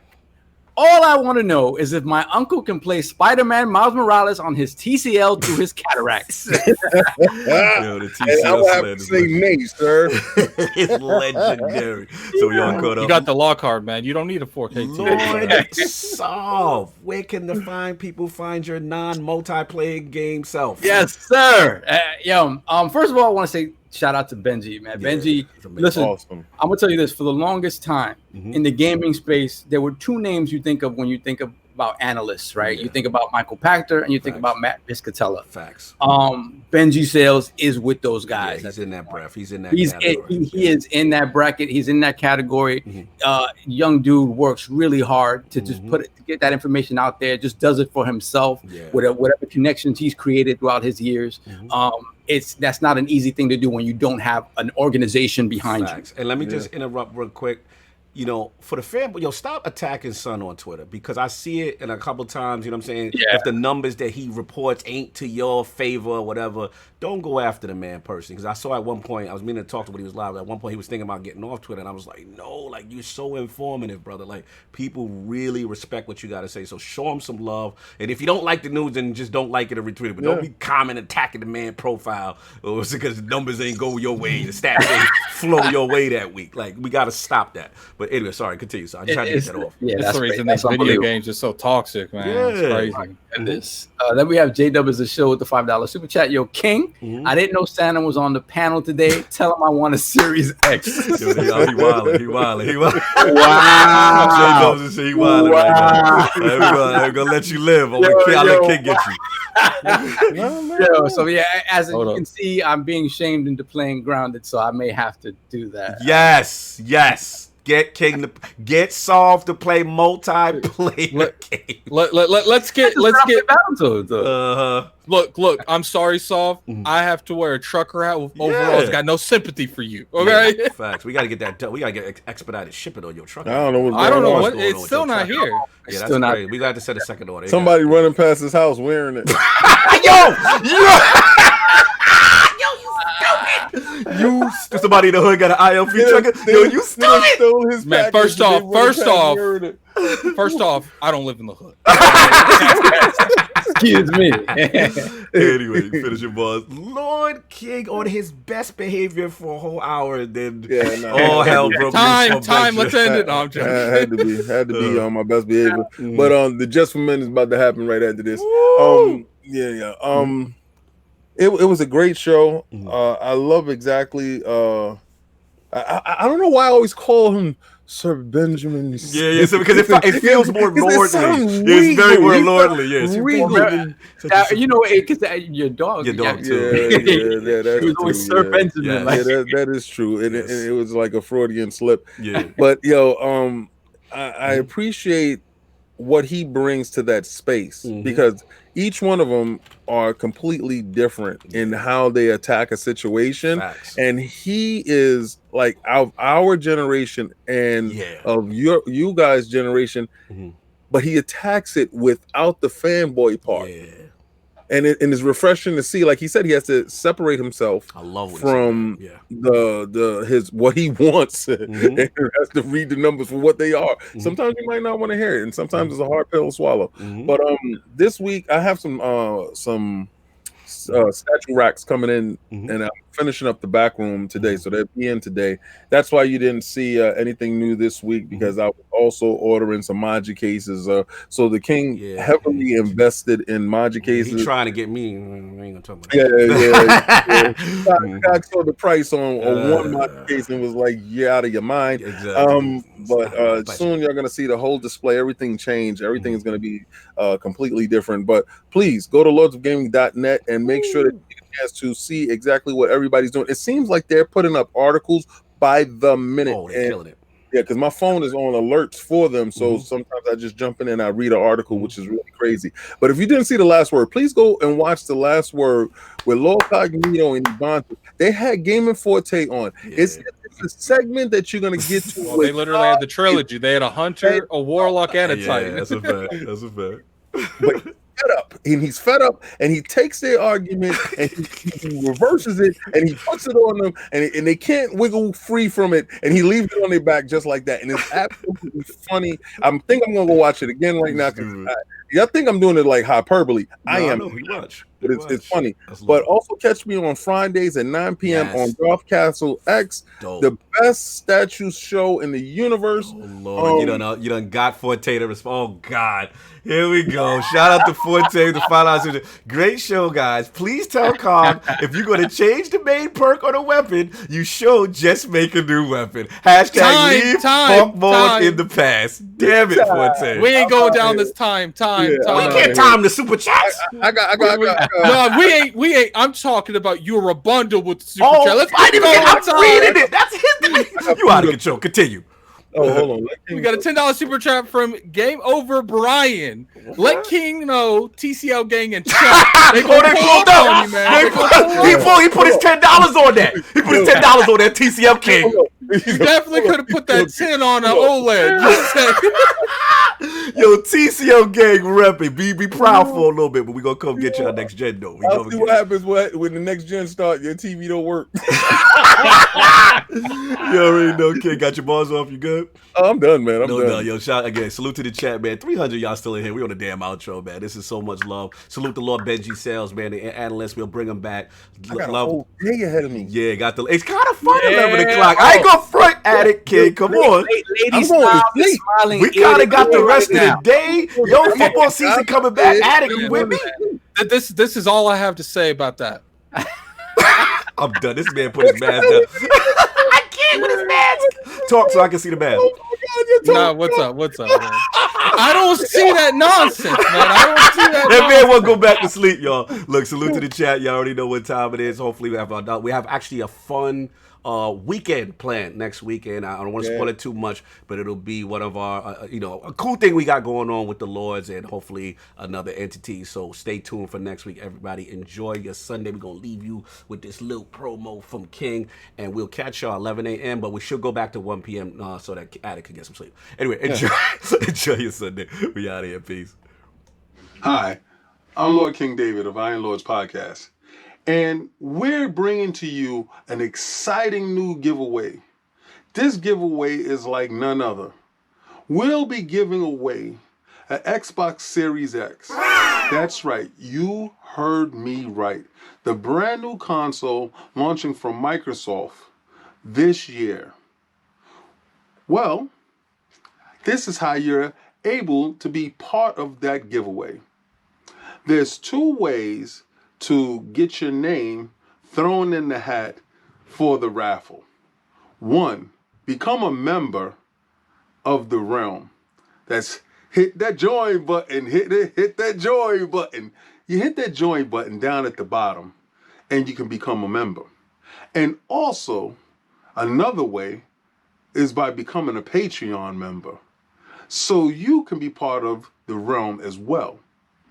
Now, this is brought to you by Cat Daddy Fat Stacks, a member and Lord of the Realm, a very generous person that's in our community, and this community is beautiful.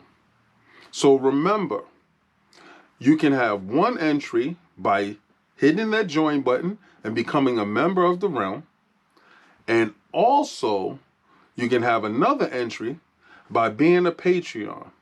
Now, you said, King, what if I'm a member of both?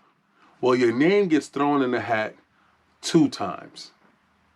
So please, like, follow, and subscribe.